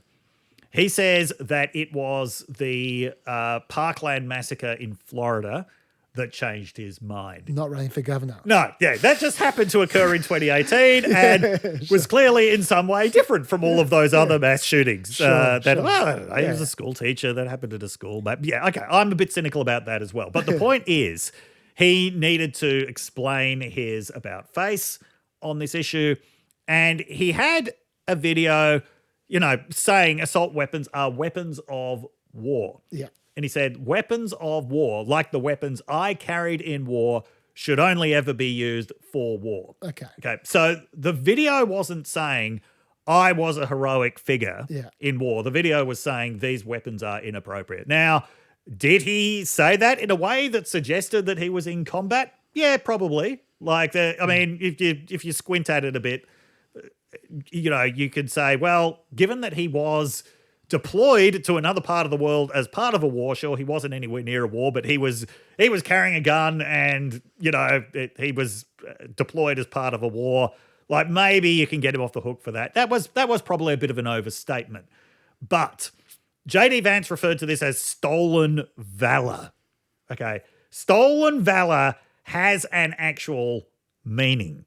That means when you claim decorations that you didn't get, or where you actually claim combat service that you didn't do. Walz has not actually ever claimed combat service. Okay. And it may sound like it a little bit when he's saying carried weapons in a war. That was a bit of political rhetoric. He wasn't making any kind of specific claim about I saw action, I was shot at, I shot anyone. He has never claimed to have been in combat. To his credit, J.D. Vance has never claimed to have been in combat either, because he wasn't. He was in a media role within the Army, although he does point out that he was deployed to Iraq. When my country said, go to Iraq, I said, sure. Tim Walz didn't. And so J.D.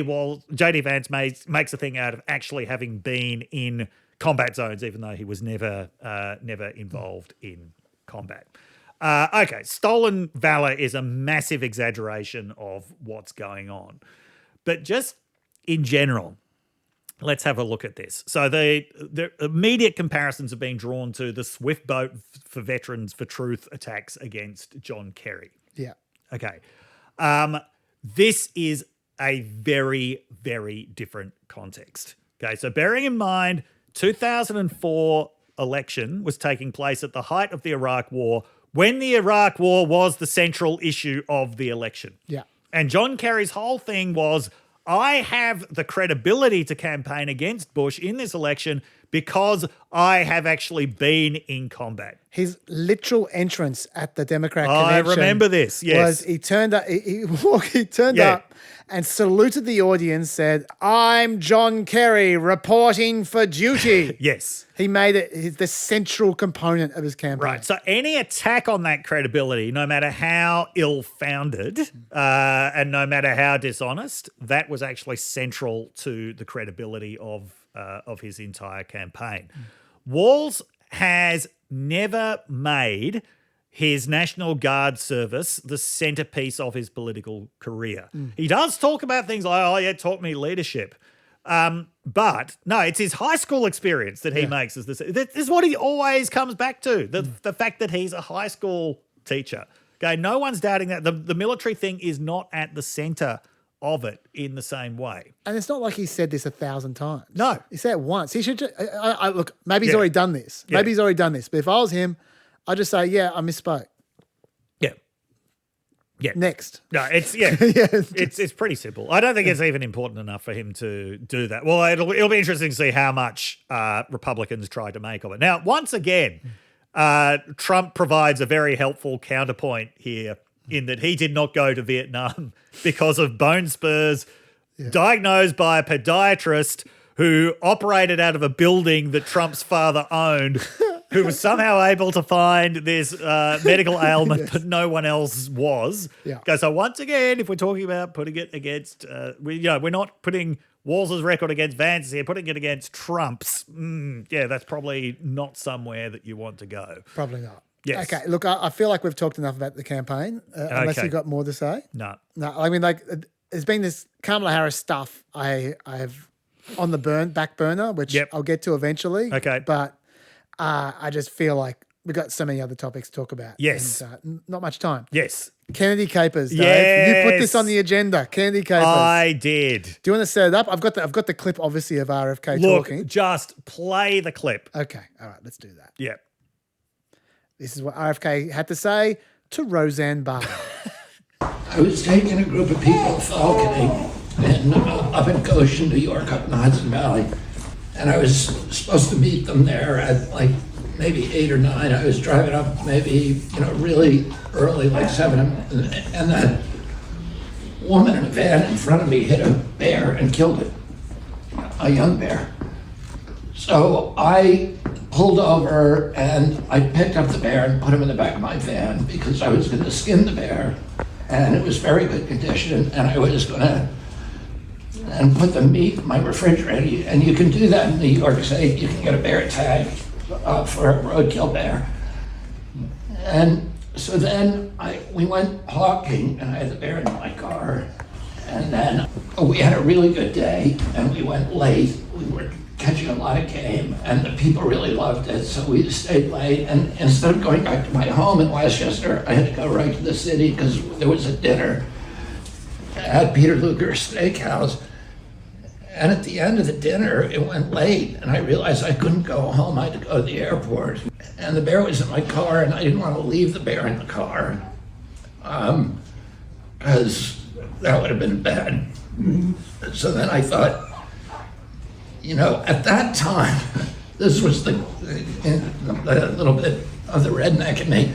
There'd been a series of bicycle accidents in New York. They had just put in the bike lanes. And saw a couple of people had gotten killed, and it was every day, and people had gotten badly injured.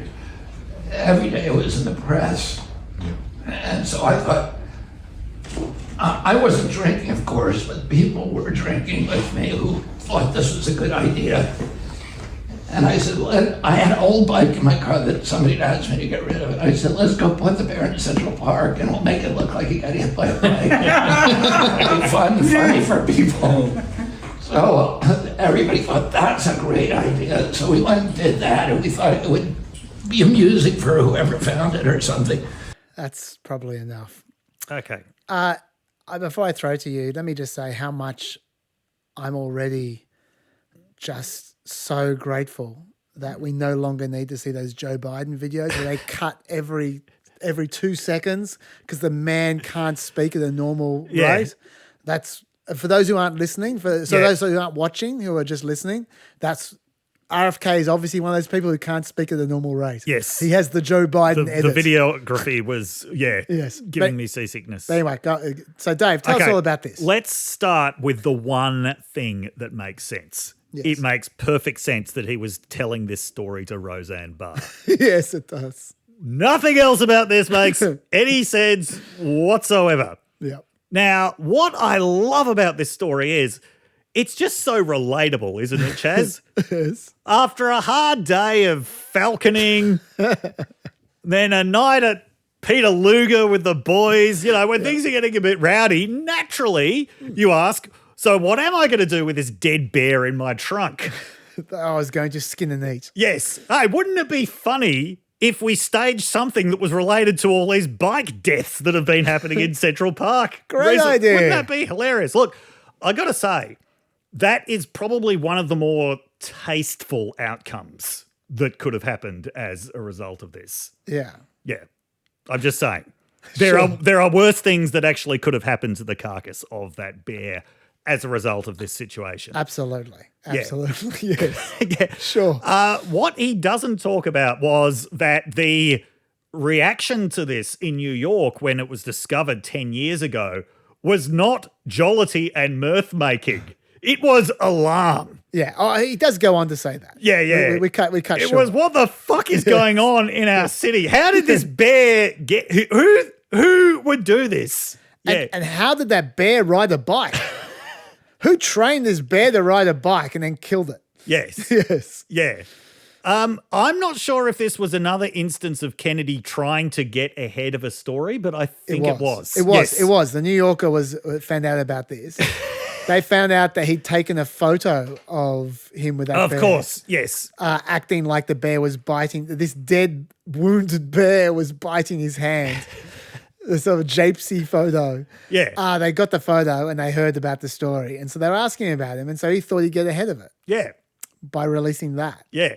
Now, how many illegal things has he done in this story? Quite a lot. I don't know. Quite a lot. But I do like his emphasis on the things that are definitely legal. Yes. It's legal to put a bear in your freezer in New York, which, of course, he didn't actually do. I want to know so badly how he knows the law of roadkill in New York. I'd love to ask him that. I bet there's a story behind that. Yeah. There's a story when he found out the laws of roadkill. Yes. Yes. Yeah. No, it's a good one. I got a few more questions, actually, Yes. while we're asking questions. I think this is a little bit like The Room Yeah. when you watch it. There are just so many questions. Yeah. So few answers. Well, I got a few.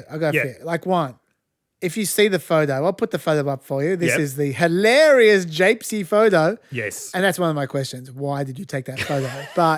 But if you look at the photo, you'll see that it's a very small bear cub. Mm. How much usable meat did you expect to get from that bear? Oh, but he said it was in great condition. I know, but it was tiny. It's like a quail. Like how much? Like I don't know how you could eat that bear. Secondly, another question. Yeah. If at the end of the night, if after you're at Peter Luger's steakhouse, Yes. and you know you got to go to the airport, Yes. all right, why are you driving to Central Park to dump the bear? Why don't you just dump it on the way to the airport? Because for those who don't know, I looked it up. Yeah. Peter Luger's Steakhouse is in Brooklyn. Yes. So to get to Central Park, that's a lot of traffic. Yes. That's a lot of time if you're late for a flight. So Which airport was he going to? I got no idea. I mean, that's going in the opposite direction from either JFK or LaGuardia Airport. He might have been going to Newark Airport, in which case it's sort of on the way. I don't know, but my point is, Yes. it's time he didn't have, apparently, according to his story. So there you go. My next question is, as if he ever needs to get to the airport on time.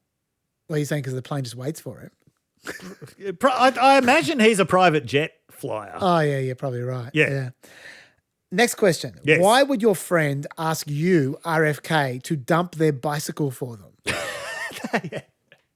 That's a very strange state of affairs. And then, if you're known amongst your friends as being the guy to dump your bike, why did you keep it in your car? Why were you just carting around your friend's damaged bike for I don't know how long until this golden opportunity came up to turn it into a prank? These are my questions, Dave.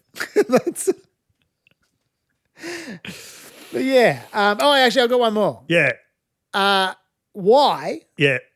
do you think telling this story, that in telling this story, you scored some victory over the New Yorker to the point where you tweeted out the phrase, "Looking forward to seeing how you spin this one, New Yorker." Yeah, you really showed them. All the New Yorker did is just reprint, just word for word, his video and go, there you go, there's our story. And here's a photo. Yeah. Yeah. Look, Roseanne Barr found it funny. Not in the same way that we do. I don't know about that, Dave. I reckon. You reckon that was a fake laugh? I reckon if you watch it, Roseanne Barr has got the unmistakable face of someone trying to keep a poker face while their friend is saying something weird. This is the unmistakable. Like, am I supposed to be laughing here, or am I supposed to be smiling? Even by her standards. Bearing in mind, there is a video out there of her with her bird that she is trained to say Bush did 9/11. Okay, so imagine this is no stranger to weirdness. Imagine how much commitment you need to the concept of Bush doing 9/11 to teach your bird to say it. Yeah, yeah, it's extraordinary. Well, she wasn't impressed either. So, okay, so I mean, what other thoughts have you got about this one, Dave? You're the one who put this on the agenda, so yeah. Look, he is, according to some polls. I mean, his polling is all over the place now, right? So, his average has been cut in half. It's been cut from about. It's everywhere from 2 to 6. Been cut from 10. Yeah. Yeah. But there are some polls, especially at the state level, that are still showing him pulling in like 11% of the vote. Really? Yeah. Now, I don't know if that's people who haven't seen this video or people who are more sympathetic to this whole scenario. Where's Yosemite? California? How's he doing in California? Go on. Than we are. Yeah. The point is, usually after this string of weirdness, like, I mean, you know, there's a lot of increasingly tedious debate over whether the weird label is appropriate. It's definitely appropriate for Kennedy. Yes, it is. Yeah. He is still doing better than any other independent or third-party candidate. Oh, yeah, by a mile. Yeah. Yeah. Yeah. I mean, like, if he just concluded people like this stuff, you couldn't entirely blame him for it. Well, when you say people, how many people? Like, some people, yeah, sure. Yeah, there was one pollster in Michigan, I think it was only a week ago. This was a poll that wasn't done by Fox News, but it was commissioned by Fox News in Michigan. And I can't remember who it was, but this specific Michigan pollster said, like, you cannot poll Michigan without having Kennedy in there. He's getting 10% of the vote here. Okay. Yeah. So I do not know why, but success is success. Sure. Can't argue with it. Yeah. Yeah. Okay. Yeah. How much of the vote are we getting, Chaz? Yeah, no, you're right. You're right. I'll go out and start skinning some bears. Yeah. Yes. Have to be a koala. Yeah. Yeah. But I didn't know that anyone did falconing in the US. Yeah. I thought this was exclusively a United Arab Emirates sport. Falconing. I thought it was exclusively a Middle Ages sport. Yeah. I thought it's... Well, this is one of the sons of Camelot. Yeah. But, well, he refers to it as falconing at one point and hawking at another point. Yeah. Or maybe he had both. Well, yeah. Would you put it past him? No. No, I definitely No. That's a very good point. Yes. Yeah, God knows what other birds he's got trained. And what he's got them trained to do. But yes. Yes, exactly. Yeah, for this purpose. I'd like to move on to the KSM deal. Okay. This is nice legal stuff. Yes. Let's get back on the straight and narrow here. Yep. Okay, I'll take you through the history quickly. Yes. Now KSM, by the way, is Khalid Sheikh Mohammed. That's correct. He's the mastermind and the trainer of the people behind 9/11. Got one of the most famous chest hair photos in history. Probably does. Yeah. I don't know what you're talking about. Really? Yeah, It's that photo of him getting arrested where he's very unshaven. Oh, yeah. I don't remember this shirt was open. I just remember he looked disheveled. I think he was wearing a T-shirt and there's a lot of chest hair. No, visible. fair enough. Yeah. I just remember he just looked a bit like sort of Arabic Mick Molloy. Anyway, okay, the history of this. So first of all, okay, so we're talking about three people in particular. Yep. Khalid Sheikh Mohammed was, and all three of these people were apparently tortured. Khalid Sheikh Mohammed was apparently subjected to forced nudity, sleep deprivation, allegedly waterboarded 183 times, which seems like a lot of times he waterboarded. And so pretty much all the evidence that he got while under captivity is tainted by torture and inadmissible in a court of law. So in 2008, they'd been tortured a lot. There wasn't it didn't seem like there was going to be a proper trial, but then they had a bit of luck. Well, when I say they, I mean the prosecutors had a bit of luck. These guys just wanted to plead guilty. Yeah. They asked to be put to a swift death. But the judge didn't let that happen because they thought these pleas might have been coerced. Yeah, fair point, judge. And then the prisoners changed their mind and they decided to play this out as long as possible. At that point, Obama got elected. Yeah. And Obama tried to do this the old-fashioned way with a proper trial. He tried to have a trial in New York in 2011, but Congress freaked out. They passed a bipartisan law that Obama felt pressured to sign because the Democrats were all on board as well. They had a veto-proof majority, essentially, for this bill that would have prevented al-Qaeda suspects from being moved to the mainland for any purposes at all. Yes. Even for jailing. Yep. That's why they then set up these special military commission courts because they thought, okay, well, if we can't have a trial, we can't take them to the mainland, let's set up these military commission courts. They had them for a while under George W. Bush, but then Obama got rid of them and then brought them back. Yep. Okay. These military commissions were a joke. They were completely new. So every single thing had to be worked out. Yep. And through extensive legaling, right? What evidence is admissible? What are the procedures and processes? What do the defendants wear? Just every question you could possibly think of, they had to have presentations and they had to have hearings and all the rest of it. So every single decision was made subject to challenge and appeal. And the result is, unlike a normal court where all these questions have already been answered, they has spent 13 years so far on pre-trial hearings and they're still going. Wow. Their hope. This is longer than the young thug Rico case. Yes.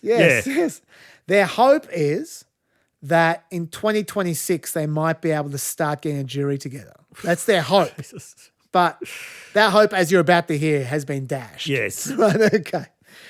But anyway, so that was how these military commissions work. And also, over time, these commissions are beginning to resemble normal courts anyway, because right by right, these legal actions are getting these rights imported into these military commissions.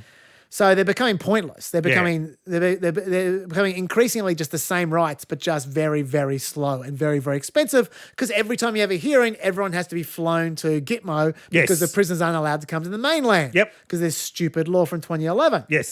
Okay. Now these commissions are overseen theoretically by the defense secretary. But they delegate that authority to an independent lawyer. Right now, it's Brigadier General Susan Escalier. She has 32 years in the Army. She's a former chief judge of the Army's highest court. It's her job to decide which cases go forward, which cases are pled out. And she chose to plead this one out for these three people. Right. So the original deal, these three terrorists linked to 9/11. Alleged mastermind, Khalid Sheikh Mohammed, he agreed to a plea deal. Another one was accused of training two of the hijackers as well as doing research to coordinate flight times and testing flight security by smuggling a knife on flights. They agreed to the plea deal. Third was accused of conspiracy for financing some of the hijackers and helping with the logistics. They all agreed to the same plea deal. We don't know the details of this plea deal, no matter how much people say we know. We don't know. They haven't been released to the public. But our understanding is that their plea deal for all of them was to admit responsibility for the murder of 2,976 people on 9/11. I'm not sure it was murder or war crimes charges, but their deaths. And they would, in return, receive life imprisonment in return for the government not seeking a death penalty. Right. Now, to me, I would say, great deal, make it happen, let's go. Yep. Others disagree. Yes. So, when there are 3,000 victims, there are a lot of family members of those victims. And that, you'll have every reaction under the sun. Yeah. Guess which reactions made it into the New York Post? They were negative reactions, right? So Jim Smith, for instance, whose wife Moira was the only female police officer killed in the attacks, he said he felt like he'd been kicked in the balls when he heard about the deal. That was a very prominent quote in the New York Post piece. Mitch McConnell said, the Biden-Harris administration's weakness in the face of sworn enemies of the American people apparently knows no bounds. The plea deal with terrorists, including Khalid Sheikh Mohammed, the mastermind of 9/11 attacks that killed thousands of Americans, is a revolting abdication of the government's responsibility to defend America and provide justice.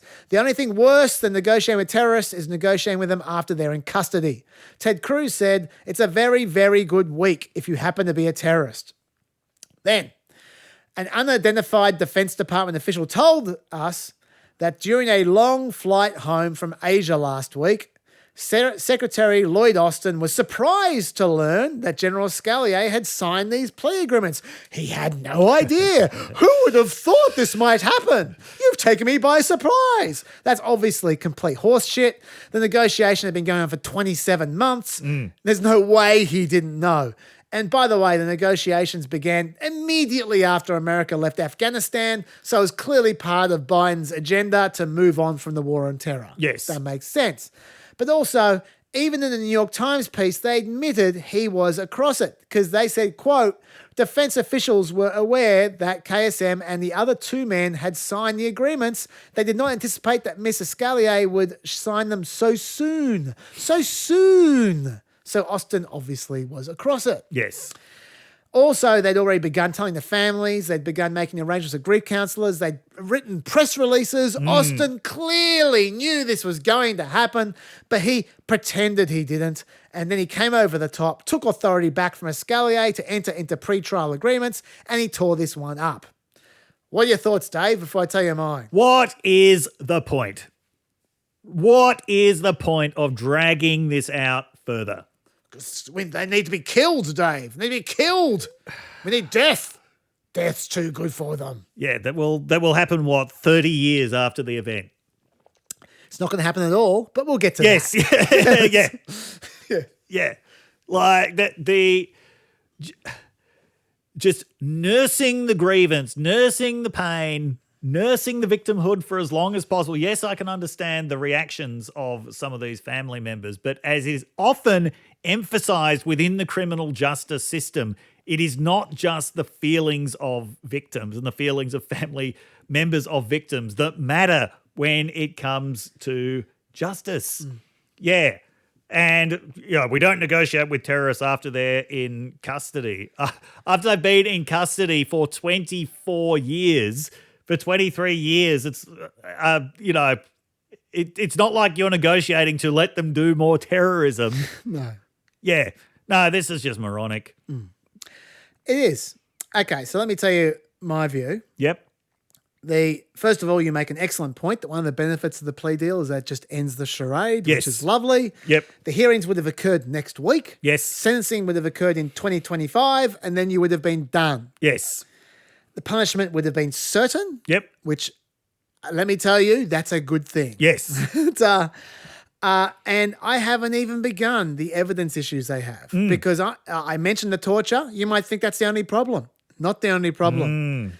Not every piece of evidence they have came through torture. Much of the evidence they have came through torture, but not every piece of evidence came through torture. But you know what every piece of evidence did come through? It came through national security processes. Yeah. There's all kinds of national security concerns about what investigation techniques you can reveal, who your sources are, all the stuff they like to keep secret for 50 years and 60 years. you'd need to publicize Yeah. those things Yeah, in yeah, order yeah. for this to go to trial. Right. And yes, it doesn't have to be in the front page of the paper, but if it's in a court and there's press around, these things leak out. Yeah. Like this is the kind of stuff the defense community is very nervous about. Yeah, yeah, yeah. They don't like revealing this kind of information to anyone, No. even to a judge. Yes. Right. And so it's a real mystery if any evidence can be presented in this trial. Yeah. In which case, there's a very real chance that with all these issues, they will be found not guilty. Can you imagine if they were found not guilty when everyone knows they did it? Yes. So there's that as well. Yes. This provides a certainty of an outcome that is at least approximating justice. I mean, I'm not a death penalty guy, but even if you were a death penalty guy, Yeah. life imprisonment isn't too much worse. No. Come on. At least they're taking responsibility. Isn't that what everyone always Yeah. wants? Someone to take responsibility for to provide closure for the victims' families. It also, very importantly, stops the defendants exploiting the trial to turn it into a circus to make it about torture in Gitmo. Yes. Which, of course, they're going to do. Yes. Why would you provide them with that platform if you don't need to? Like, a trial is not going to work out like these No. people think. They think the trial is going to be like Matlock or something, or some John Grisham novel. That will not be the trial. No. It will not provide satisfaction to these people. I promise you. And then there's another little thing, which is Austin's memo, Yep. the one where he took away the authority from Escalier to negotiate plea deals. It's clearly illegal, right? Because under the memo, Escalier remained the convening authority of Gitmo for not only the other military commission cases, but even for these cases. Yeah. He just took away one power, and that's it. You can't do that. No. There's nowhere in the legislation which says he can do that, right? So he's he can defer, so he can appoint someone to have the convening authority, but he can't give them some of the authority and him to keep some of the authority himself. No, either he takes the authority or he gives the authority. Yep. If he takes the authority, he's in charge of the entire place, right? Which he hasn't done. Now, maybe I'm wrong. Maybe some court will find that he could do that legally. I don't think so, but maybe they would. You know what will decide that? A very, very lengthy appeals process, Yes. which he has now opened up Yep. with these stupid actions. These people are all going to die of old age, aren't they? They are. They really are. Before they are ever convicted. Yeah. It's Yeah. It needs to Amazing. also he's opened the door to defense saying that he actually subjected the process to unlawful influence and otherwise ensured that the military commission system is subjected to unlawful influence, which if there is unlawful influence, then it's another appeal as well, and they can throw out the charges as well. So look, there are decades of appeals that he's just opened them up to now. Well done. Which is brilliant. Yeah. Let's make 9/11 last as long as possible. That's what everyone wants. So yeah, and at the end of this process, however long it takes, whether it's 15, 20 years, whatever. They might actually get to the 100-year anniversary if anyone's still alive. Oh, look, apparently the conditions at Gitmo are great, so maybe they'll keep them going.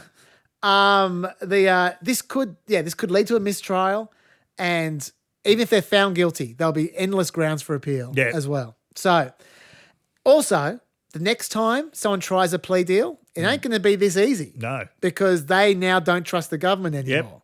So they'll drive a harder bargain. And you know what? Of all the circumstances in which you could get this sorted, think of all the circumstances when the president, all the positions the president's in, the perfect position is when there's a lame duck president who's on his way out. Absolutely. Not running for re-election. Yeah. Perfect. Yeah. Someone who cares allegedly about the rule of law. Yes. This is the time for Biden to step up. Yep. And you know what? I don't believe you, Lloyd Austin. I think Biden screwed the pooch. Yes. That's what I think happened. And I think he's really screwed this up for everyone for a very, very long period of time. So that's my take. Well, he's not going to be around to see most of it. Anyway, okay, so do you have anything else to say about that? No. No? Okay, talk to me about crypto. We started this last week. We did. But we couldn't finish. So we're starting again.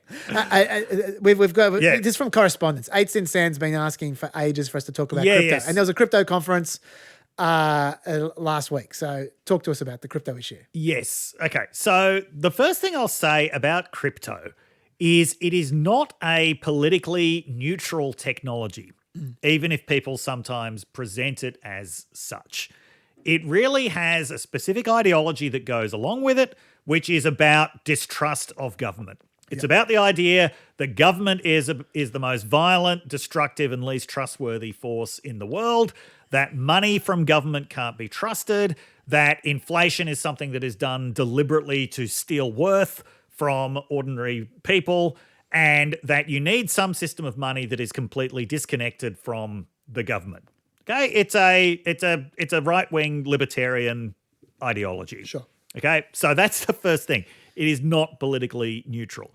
However, there are quite a lot of Democrats who are on board with it because of the fact that this industry has an enormous amount of money to throw at lobbying at members of Congress who know very little about it and at staffers who know very little about it. That's your perfect storm of lobbying. When you've got an issue that most people know very little about, especially when there's so many different technicalities involved, and when you've got an industry with a lot of money, you are going to get a lot of people on board. So the natural home for this stuff is the Republican Party. This is where the majority of right-wing libertarians are. This is the Rand Pauls of the world. And they do have a lot of Republicans on board, although not all of them. Not so long ago, Trump was denouncing cryptocurrency as a scam. Now, I remember asking Elle Hardy a couple of years ago, like, why don't you think Trump's put out his own crypto coin at this point to scam his followers? And she pointed out just very obviously, no, he's doing such a good job taking actual money from his followers. He doesn't need crypto to do this. But Trump has done a 180 on this. He wants to make the United States the crypto mining capital of the world, according to this conference that he was just at. JD Vance is completely on board with crypto as well. That's very much in keeping with the fact that in Hillbilly Elegy, he used that book to shill for the payday loan industry. So he just loves any predatory industry that preys mainly on working class people. So they're on board with this. Now, there's some thinking that what the value that Trump sees in it is this is part of youth appeal. Yeah. Okay. That this is something young people like. It's the same as his about face on TikTok. Yep. You know, there are young people who are into this. If he can present himself as the defender of this, then this will be an electorally beneficial thing. But in terms of the kind of deeper politics of this, so the Biden administration has been quite anti-crypto. I wouldn't say fully anti-crypto, but their approach to regulating it has been very influenced by Elizabeth Warren's general stance in terms of consumer financial protection. Now, Gary Gensler, who's the head of the SEC, his position on crypto, he hasn't actually been able to get this into law, but his position on it is crypto should be treated as a security. Crypto trading should be treated as securities trading. And the crypto industry is completely up in arms about this. Okay, if what I've just said doesn't make any sense to you at all, I will try to explain it. Please. Okay, so crypto pretends to be money. It is not money. People don't use it as money unless they're engaged in activities that are completely illegal. Okay, it's a very popular ransom currency. Cryptocurrency. It's popular for buying drugs and weapons and things off the dark web. It is scarcely used by anybody in legal transactions. One of the main reasons for that is it's a complete pain in the ass to use. So the whole principle of cryptocurrency is it's this system of currency that is completely independent from any banking system that is backed by any government. The whole idea, which is this quite utopian libertarian one, is that by having this open public ledger, which is the blockchain that documents every transaction, you don't need some coercive central authority, right? People can have trust in the ledger rather than in the government. Now, the problem with this is that all of the things that a government does that even libertarians acknowledge are necessary, such as preventing/responding to crime and enforcing contracts, they continue to be problems even when you've got a system of currency that is detached from a government. There have been massive thefts of crypto that have taken place. Okay, it's probably easier to steal crypto in a lot of cases than it is to steal actual money. Okay, so crypto's got this problem, which means the security procedures around crypto are insane. This is the book that I put on the reading list last year, Number Go Up, talks about this, where he goes through the ordeal of buying crypto and getting a crypto wallet in order to buy an NFT. The wallet is protected by this incredibly long string of code, which he's told by the people who sell it to them, look, the best thing to do with this code is to write it down and bury it. Okay, you don't want to record it anywhere because then it can be used to break into your account. Okay, and once you've lost access to this, it's gone. Okay, there's no bank, there's no government that is getting it back for you. So I've actually got a friend who bought crypto, bought Bitcoin in 2013, where its value has now increased something like 800%. He can't access it because, like a lot of people, he's forgotten that code. He didn't bury it. He lost access to to that code. So when you put distrust of government as your just central priority in everything, you're creating all kinds of problems for yourself. Okay, so why is Trump like this? Now, he likes it because he can scam people. He likes it because he can, because the kind of people who are really into this are people who are potentially really into him. Can I put one other reason as well? Yep. He might like the fact that the biggest super PAC in the election is run by crypto bros. Well, yes. The Fair Shack super PAC has $202 million. And also the fact that conventional banks have soured on him somewhat since 2016 as well. Now, okay, back to the point about banks. We all know about problems with banks. These are some of the least popular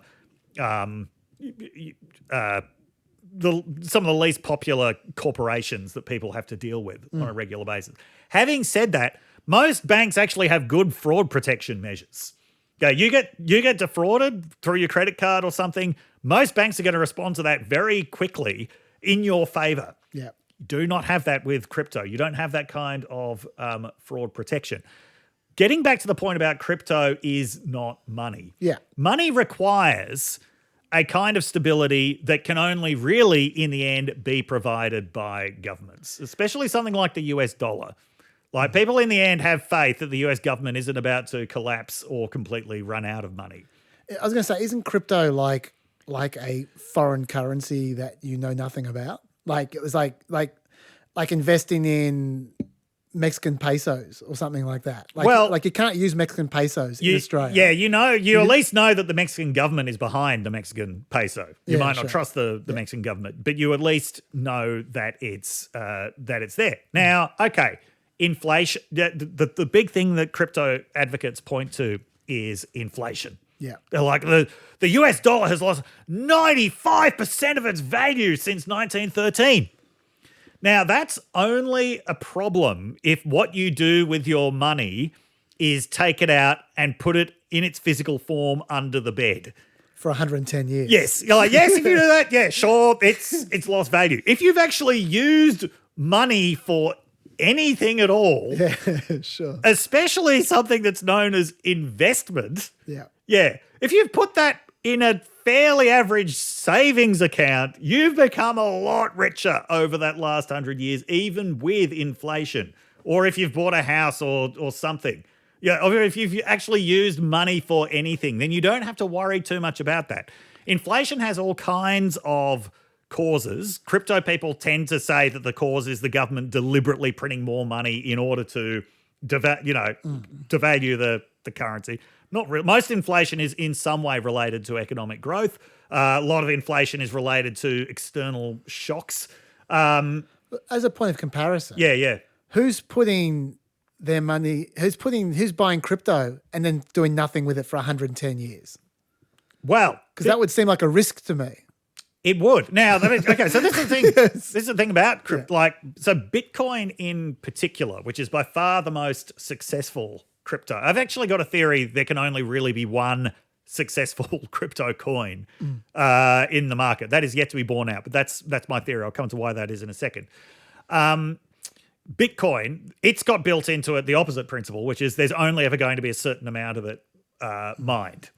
So it's still able to be mined at the moment with increasingly complicated and environmentally destructive computing, but there's only going to be so inevitably it will have to go up over time, providing that people see it as something valuable rather than just something rare, right? Not everything rare is valuable.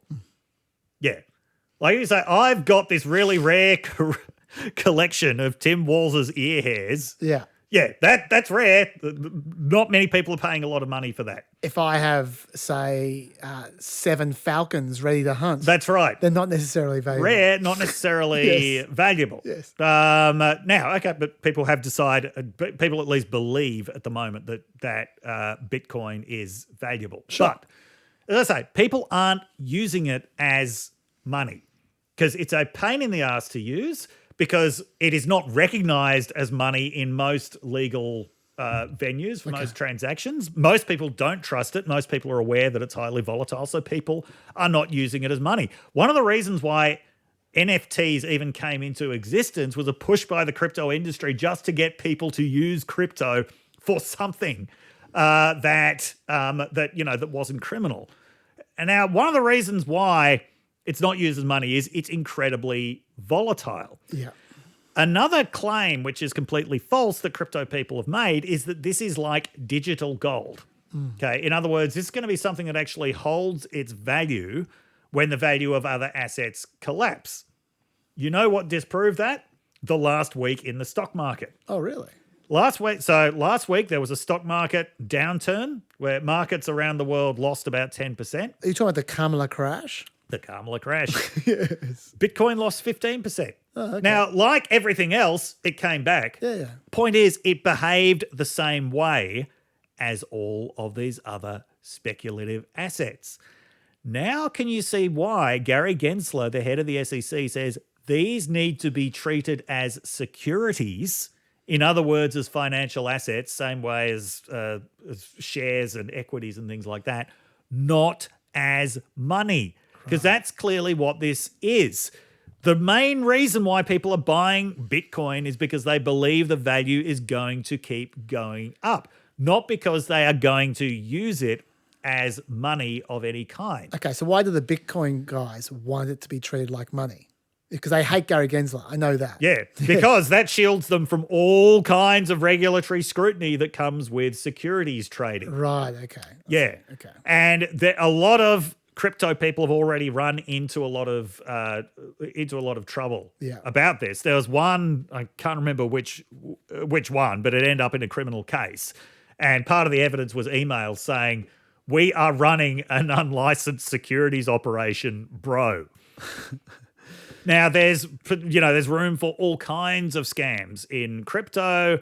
Sam Friedman-Banks is example number one of this, but the general point is just by its nature, this is how it should be treated. It shouldn't be treated as money.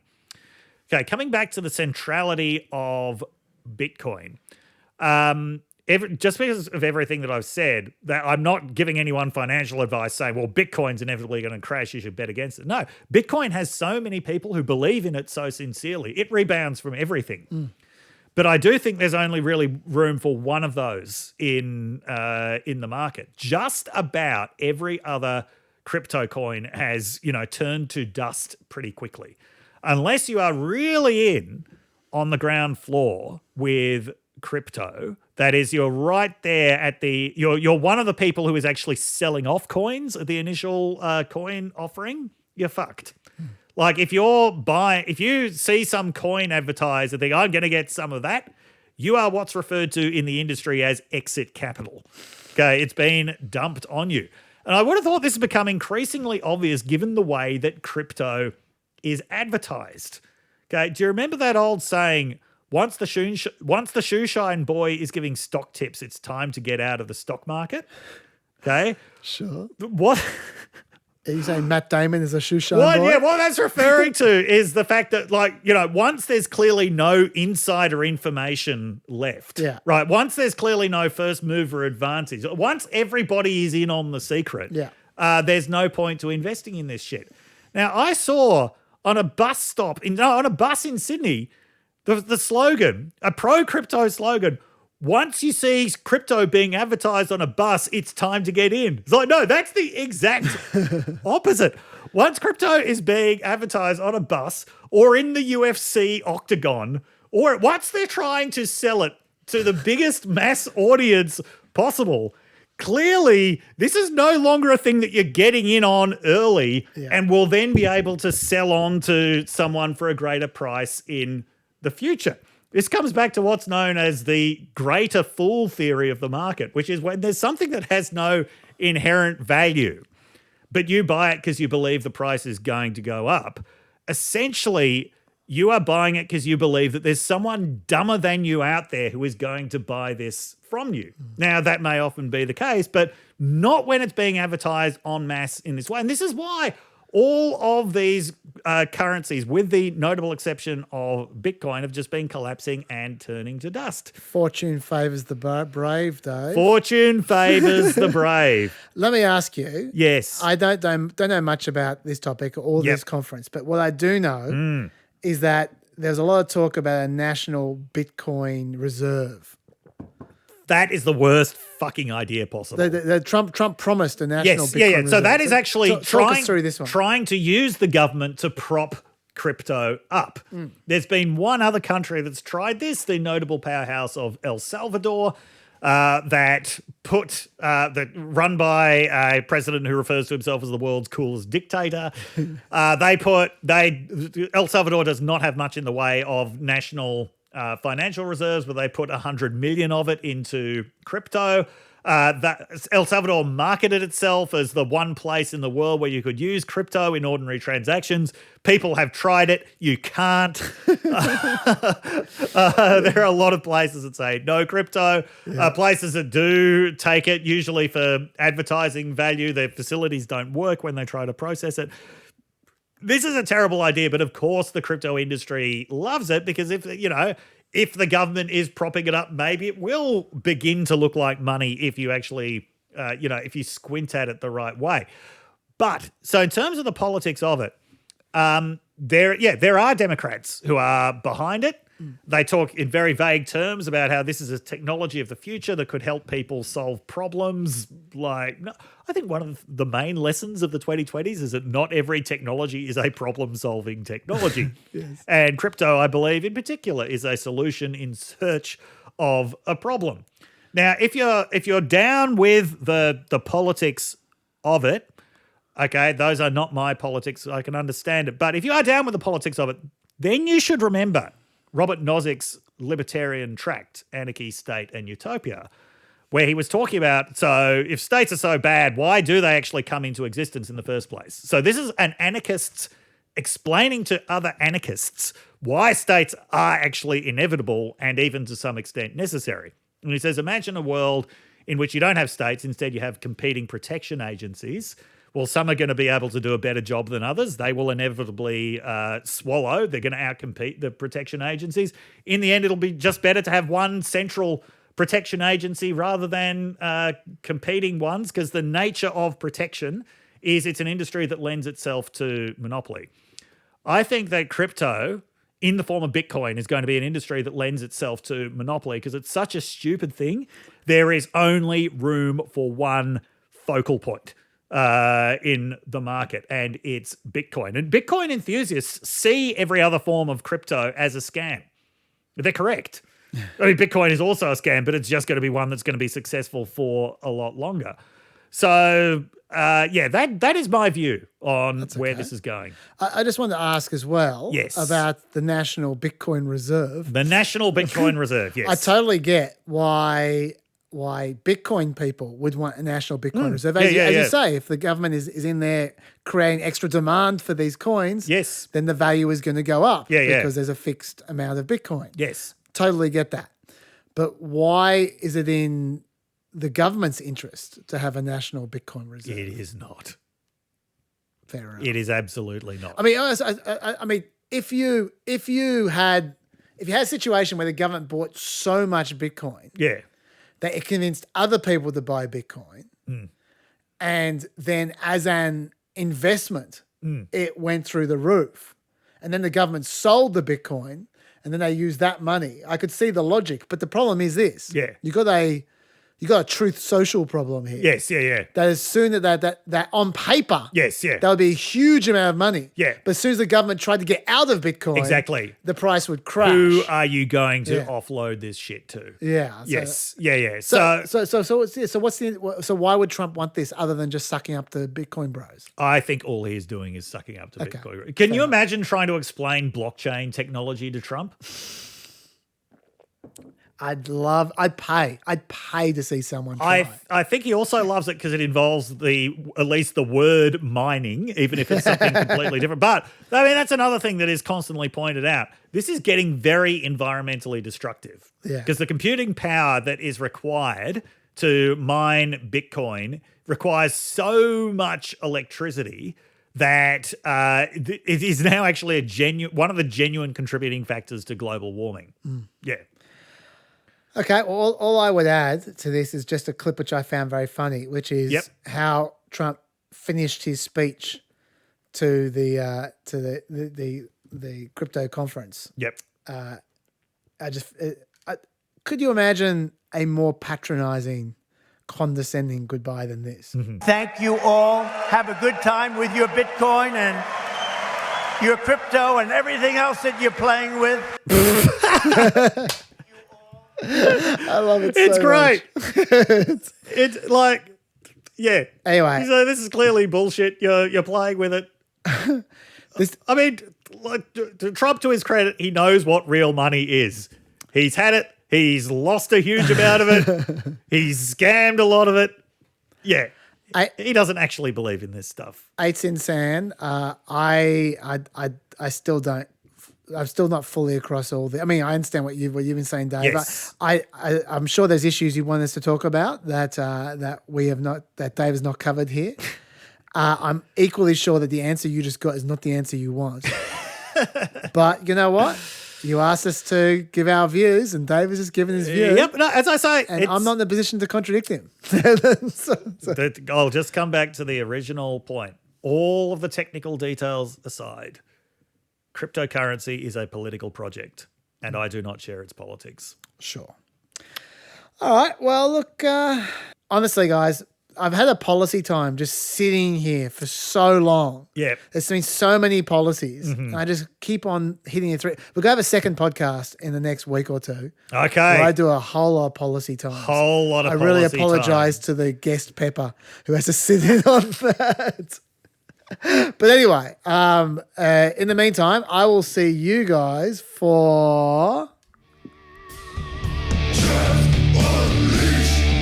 After the White Flash. And Dave, I will see you next week. See you next week. Everyone else, I'll see you after the White Flash. And until then, stay peppy. Stay peppy. Welcome to the other side of the White Flash. It's time for Unleash. Love that sting. I have 33 minutes, according to my edit, left over, and I would like to spend as much of that as possible on an assassination update. And then if I've got some time left over, I've got some more correspondence for you. So I'm astonished how the assassination has just dropped off the map. I mean, I know that these stories move quickly, but it's completely forgotten. And there is some amazing news that's been revealed about how this went down. So I'm just going to give you a quick summary of what you might have missed over the last, say, 3 weeks or so, because it barely made the news at all. There's been a number of hearings. And let me tell you some of the highlights. Okay, first of all, let's just go back in history a little bit, because I think a lot of people are missing this context. There are some conspiracy theorists out there who go, oh my God, it must be an inside job because they were so incompetent that they can't possibly be for real. They need to be intentionally trying to have Trump killed. I don't think people realize just how shit the Secret Service has been for quite a long time. But first of all, you should know that the Secret Service was founded back in 1865 as part of the Treasury Department. Okay, it was originally tasked with detecting fraud and counterfeit currency, not protecting people. It wasn't until the 1890s they started protecting people informally. They started protecting Grover Cleveland back in the 1890s. Then McKinley was assassinated at the turn of the century, and they officially started protecting presidents after that. They thought, yeah, while they're getting shot, we should probably look after them. They still, to this day, in 2024, investigate financial crimes and fraud, the Secret Service. But they also obviously provide protective services to the president, but not just the president, to their families, to other officials, to visiting heads of state, to all kinds of people. And frankly, the Secret Service is spread pretty thin. They're often not very great. Let me take you through their history of incompetence. In 2011, someone fired multiple shots at the White House with a semi-automatic rifle while Obama was in the White House. They didn't even notice. The Secret Service didn't even notice the White House was being fired at by a semi-automatic rifle. It took days for them to realize it happened. A housekeeper noticed broken glass. That was what alerted them. And let me remind you, the president was in the White House at the time. They weren't on holiday. And even when they found that out, when they worked it out that the White House had been fired upon, nobody conducted more than a cursory inspection for evidence. They just weren't particularly interested. In 2012, agents had to be sent home from Colombia after hiring sex workers while on duty. In 2014, an intruder with a knife jumped the White House fence and walked in through the front door into the White House. That person with a knife only missed Obama and his daughters by 15 minutes.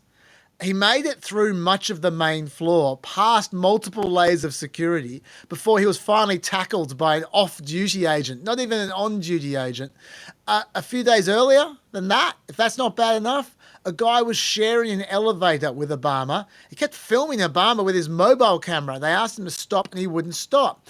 And so they stopped him and they questioned him. Obama got off the elevator and moved on, and they kept on questioning this guy. And it turned out, after they'd been questioning him for a while, that they realized he'd been carrying a gun the entire time. He was acting bizarrely around Obama in an elevator.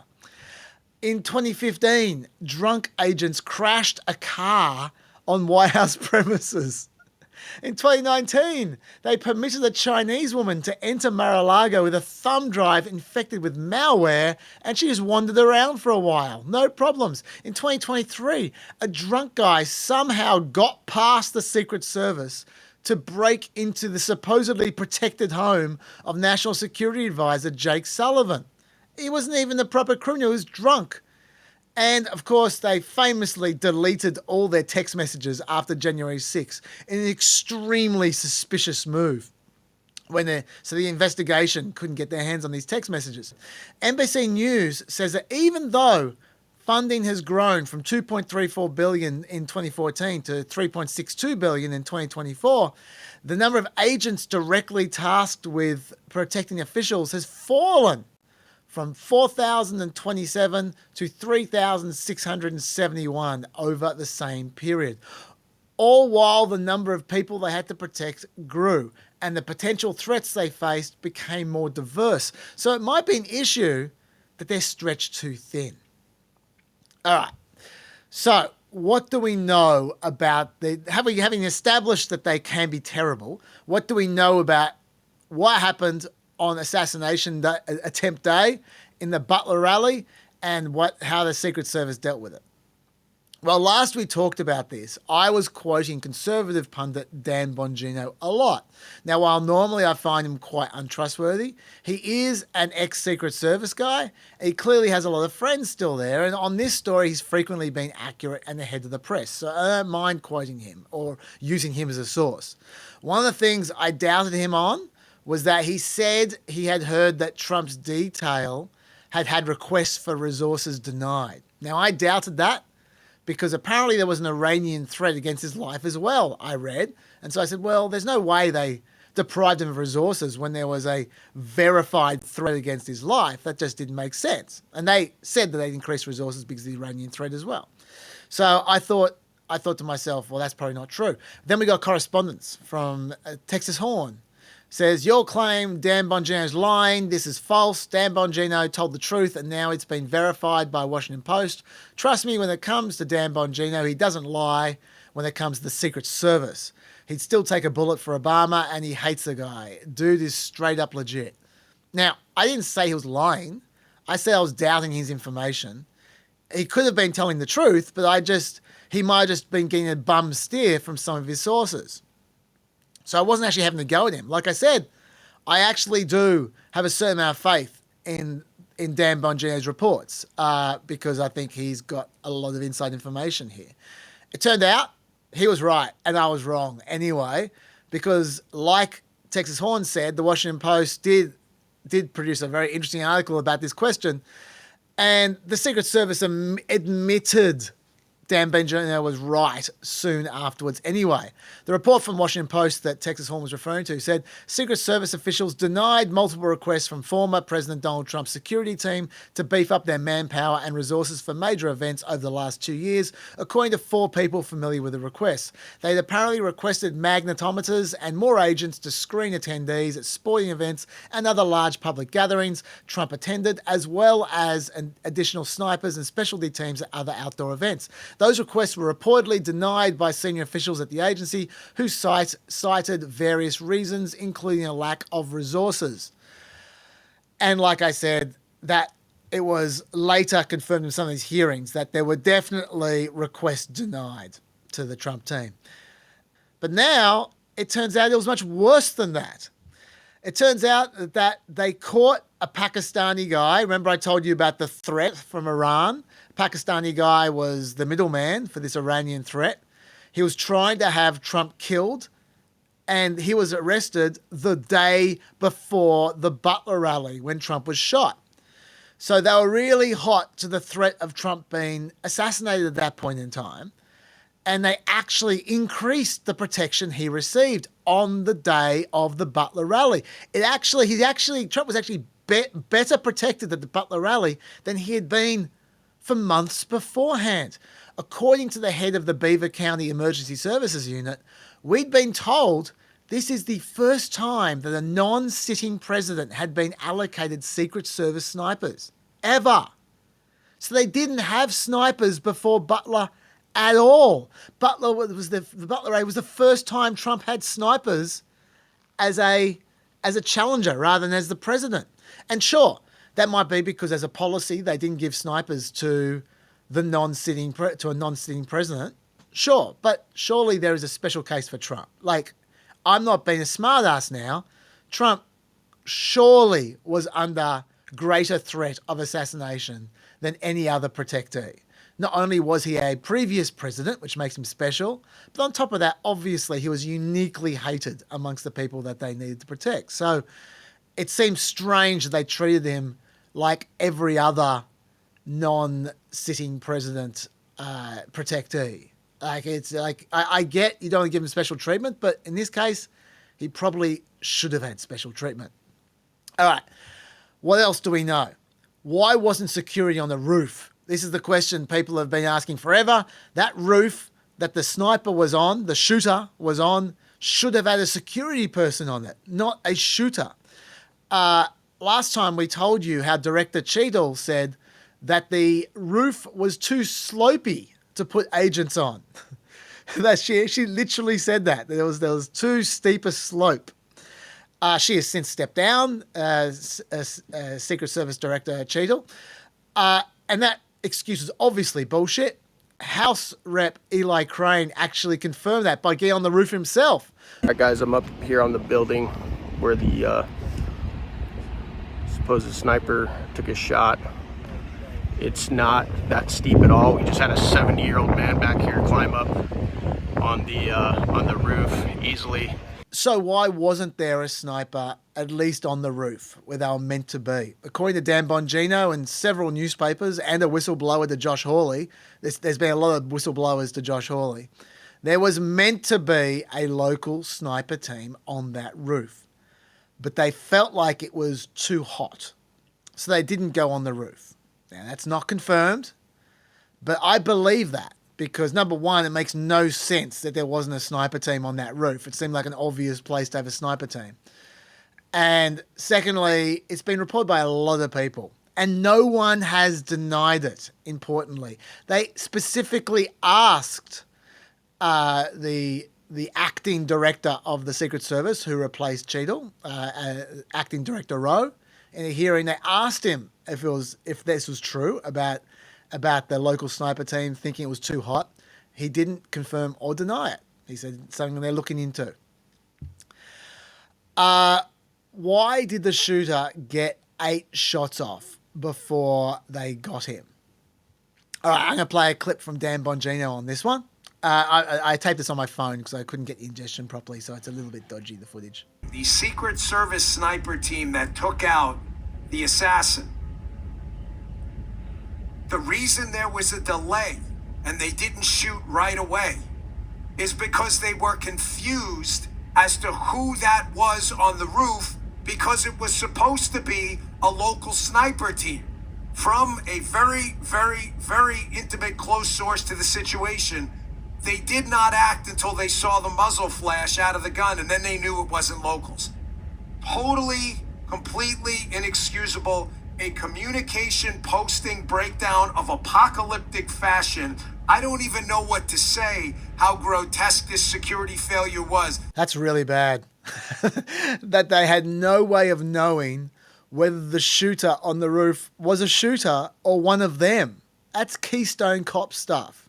So they had to just sit there and wait to find out. They had to let him get off extra shots just to make sure he was a bad guy, not a good guy. But why wouldn't they use their radio to find out? Hold that thought. We'll come back to that. Another correspondence from Daniel. I have a close mate who works in law enforcement. I asked him about the interactions with local police and the shooter. He stated that unless communications were perfect, each interaction with the shooter and police would have been weird, but not unusual. It takes a culmination of multiple encounters and good communication before an organisation without extensive CCTV to connect the dots. If the Secret Service and local officers were on separate channels, people like the shooter can easily slip by. It's not reasonable to look at the outcome and argue police in the first instance should have acted. He would put good money on, that's his mate, would put good money on poor communication intervention and badge measuring competitions, causing the huge holes in security. I think your mate knows what he's talking about, Danielle. Let me add more elements before I wrap this section. Text messages from local law enforcement show that they were sus about the shooter at 4:26 p.m. Bear in mind the shooting took place almost 2 hours later at 6:11 p.m. Text, someone followed our lead and snuck in and parked by our cars, just so you know. There was a group text between the counter snipers. I'm just letting you know because you see me go out with my rifle and put it in my car, so he knows you guys are up there sitting to the direct right on the picnic table about 50 yards from the exit. Roger that, someone responded.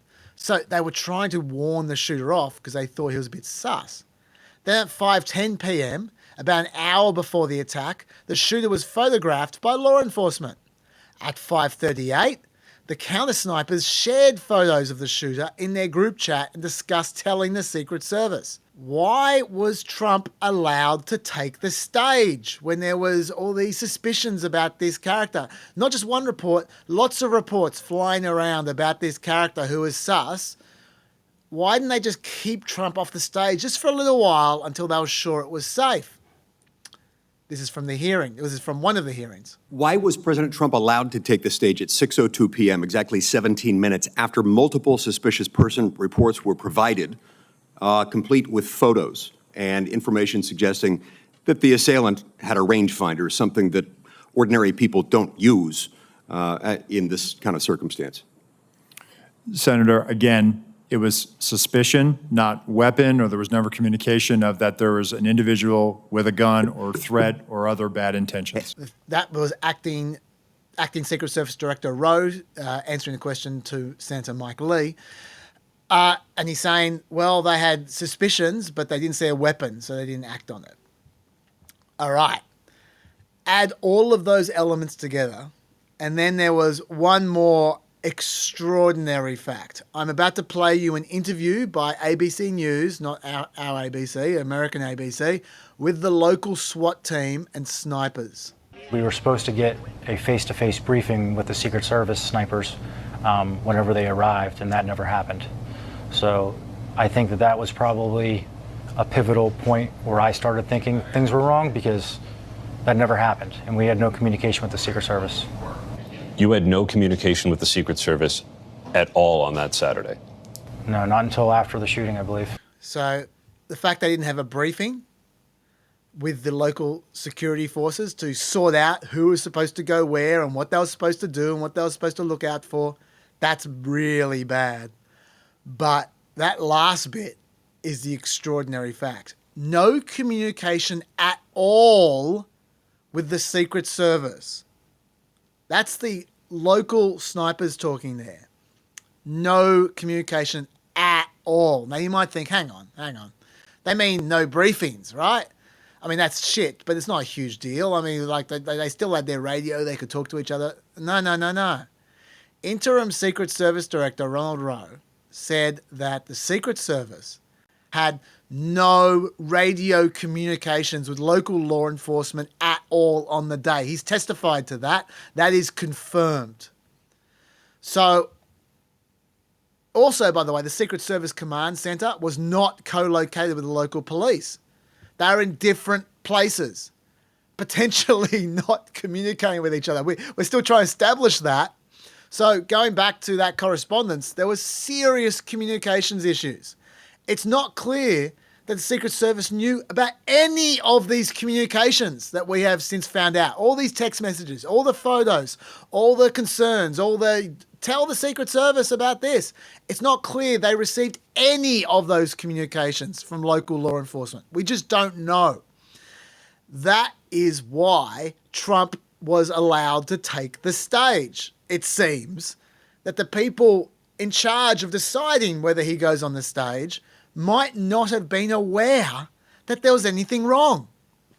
And that is also why the snipers had no idea who was on the roof, whether it was one of them or whether it was a shooter, because there was no communication. What a stuff up. All right, some other stuff. Motive questions persist. The FBI discovered a social media account believed to be associated with the shooter in about the 2019 to 2020 timeframe. The shooter would have been roughly 15 to 17 years old, so it might mean nothing.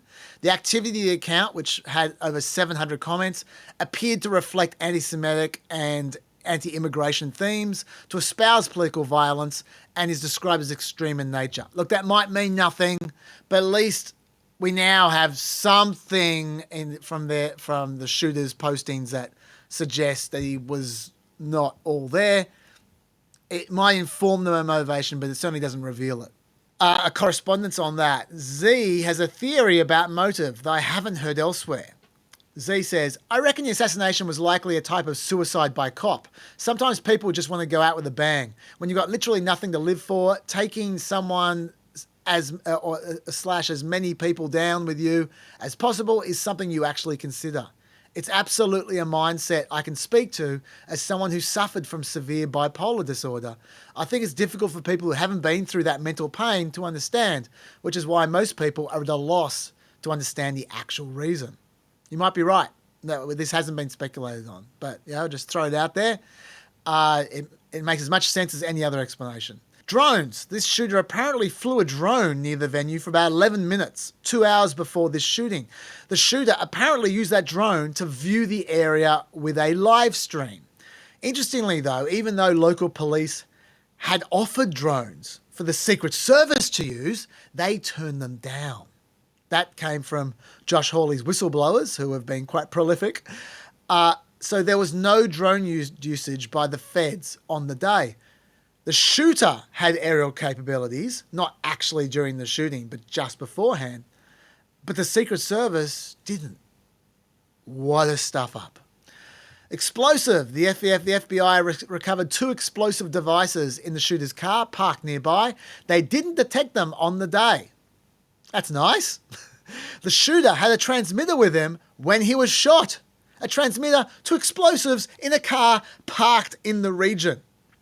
But FBI Director Ray said if he tried to detonate them from the roof, it wouldn't have worked because he had the settings on them set wrong. So he was incompetent, but still, they should have known when there were explosives in a car nearby.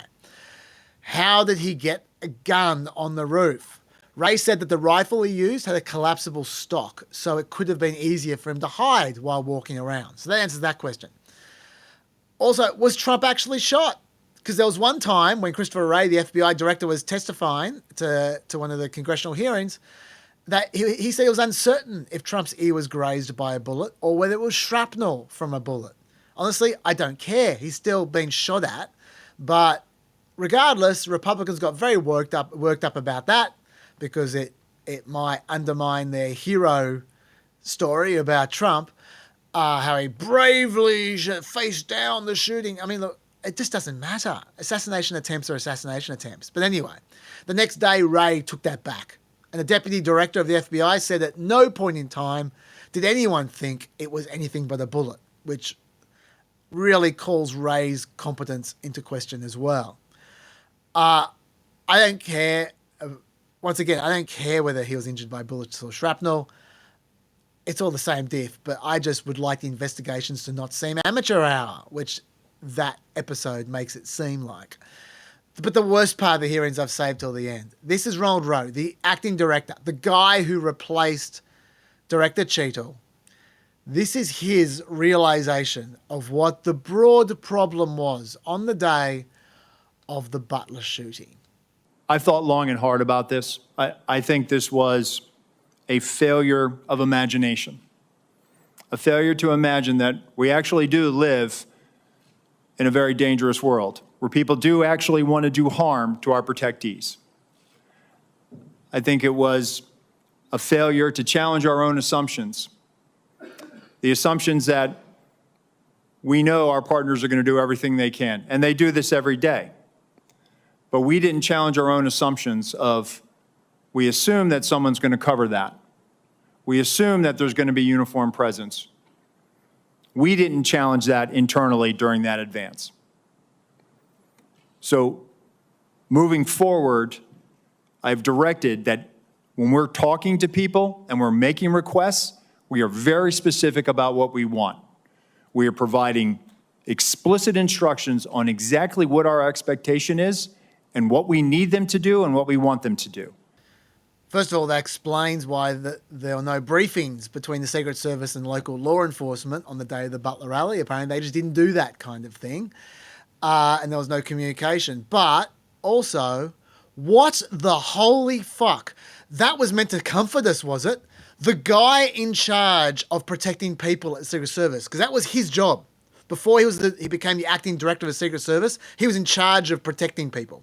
The guy in charge of protecting people hadn't imagined before that people might want to harm his protectees. Also, he hadn't imagined that someone else might not protect their protectees for the Secret Service. That maybe the Secret Service had to have to do the protecting. Would have to make sure that everything was in order. That it wouldn't just happen. The guy in charge of protecting people at the Secret Service had that little a clue. Now, I don't believe that for a second, but that is what he is running with. Incredible. That is the worst grab of this entire episode.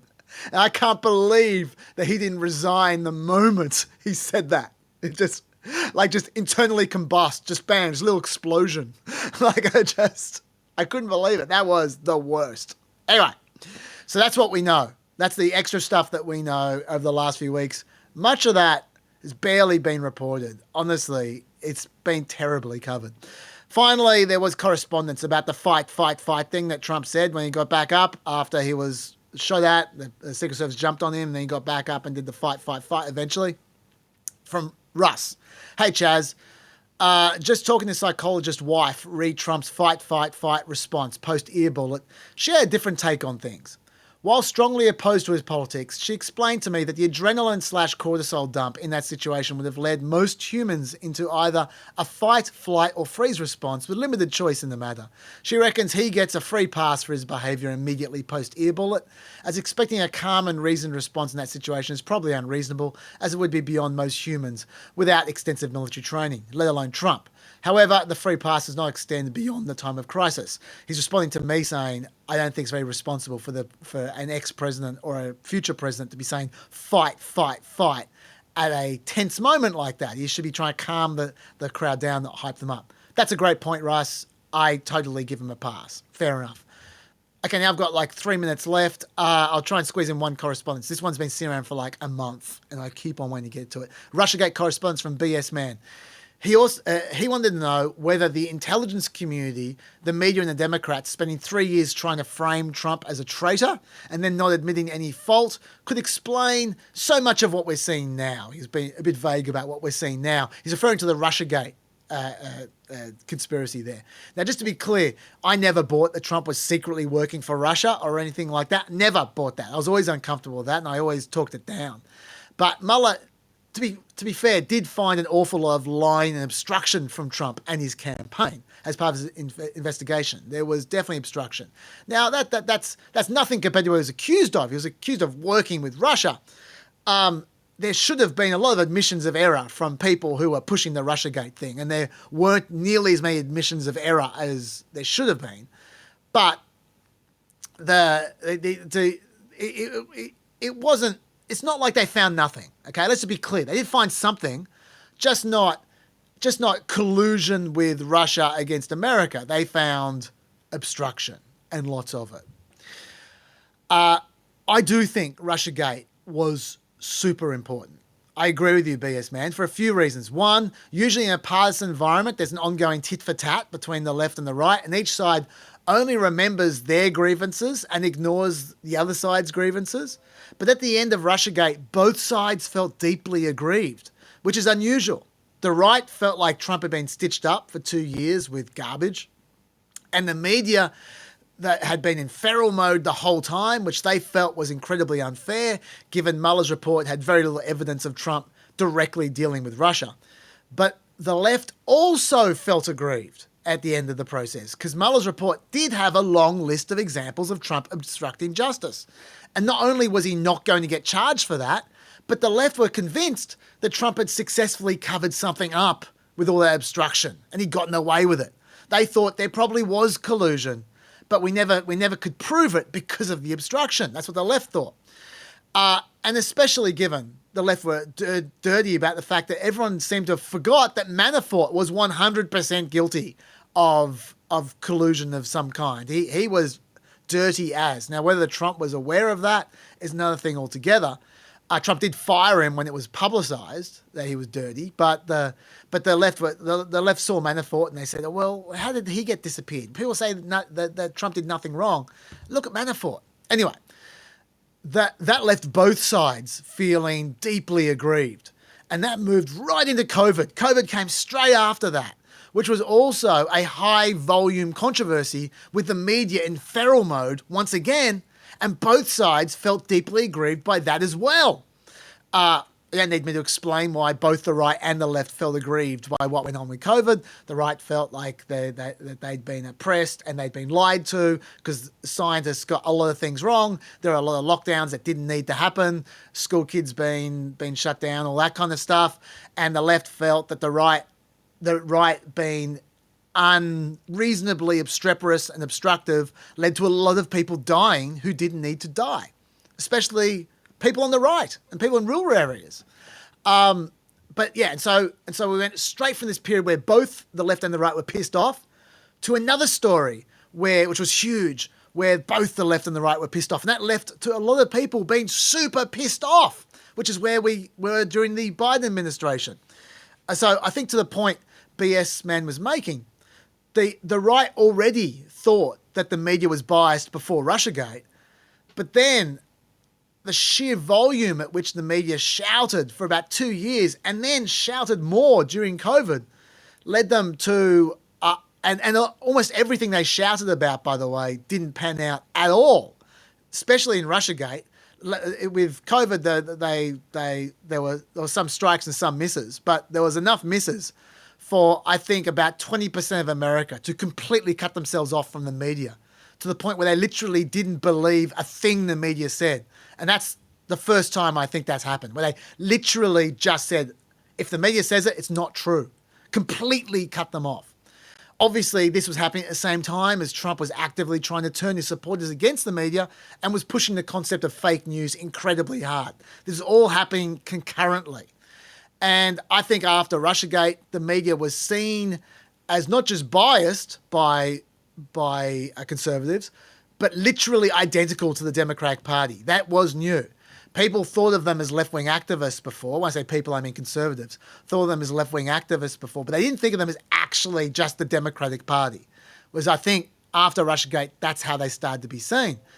And then you had COVID as well, which accelerated our path to wherever we're heading. And I don't know where it is, but it's not good. So yes, I do think that RussiaGate was super important in the development of the dysfunctional nature of our current political discourse, and especially our current political discourse between the media and between political types. I think that its role in exacerbating the situation should not be forgotten. That's your answer, BS man. I know you asked that like a month ago, but you finally got an answer for that. I'm out of time. So I will see you guys next week. Stay peppy.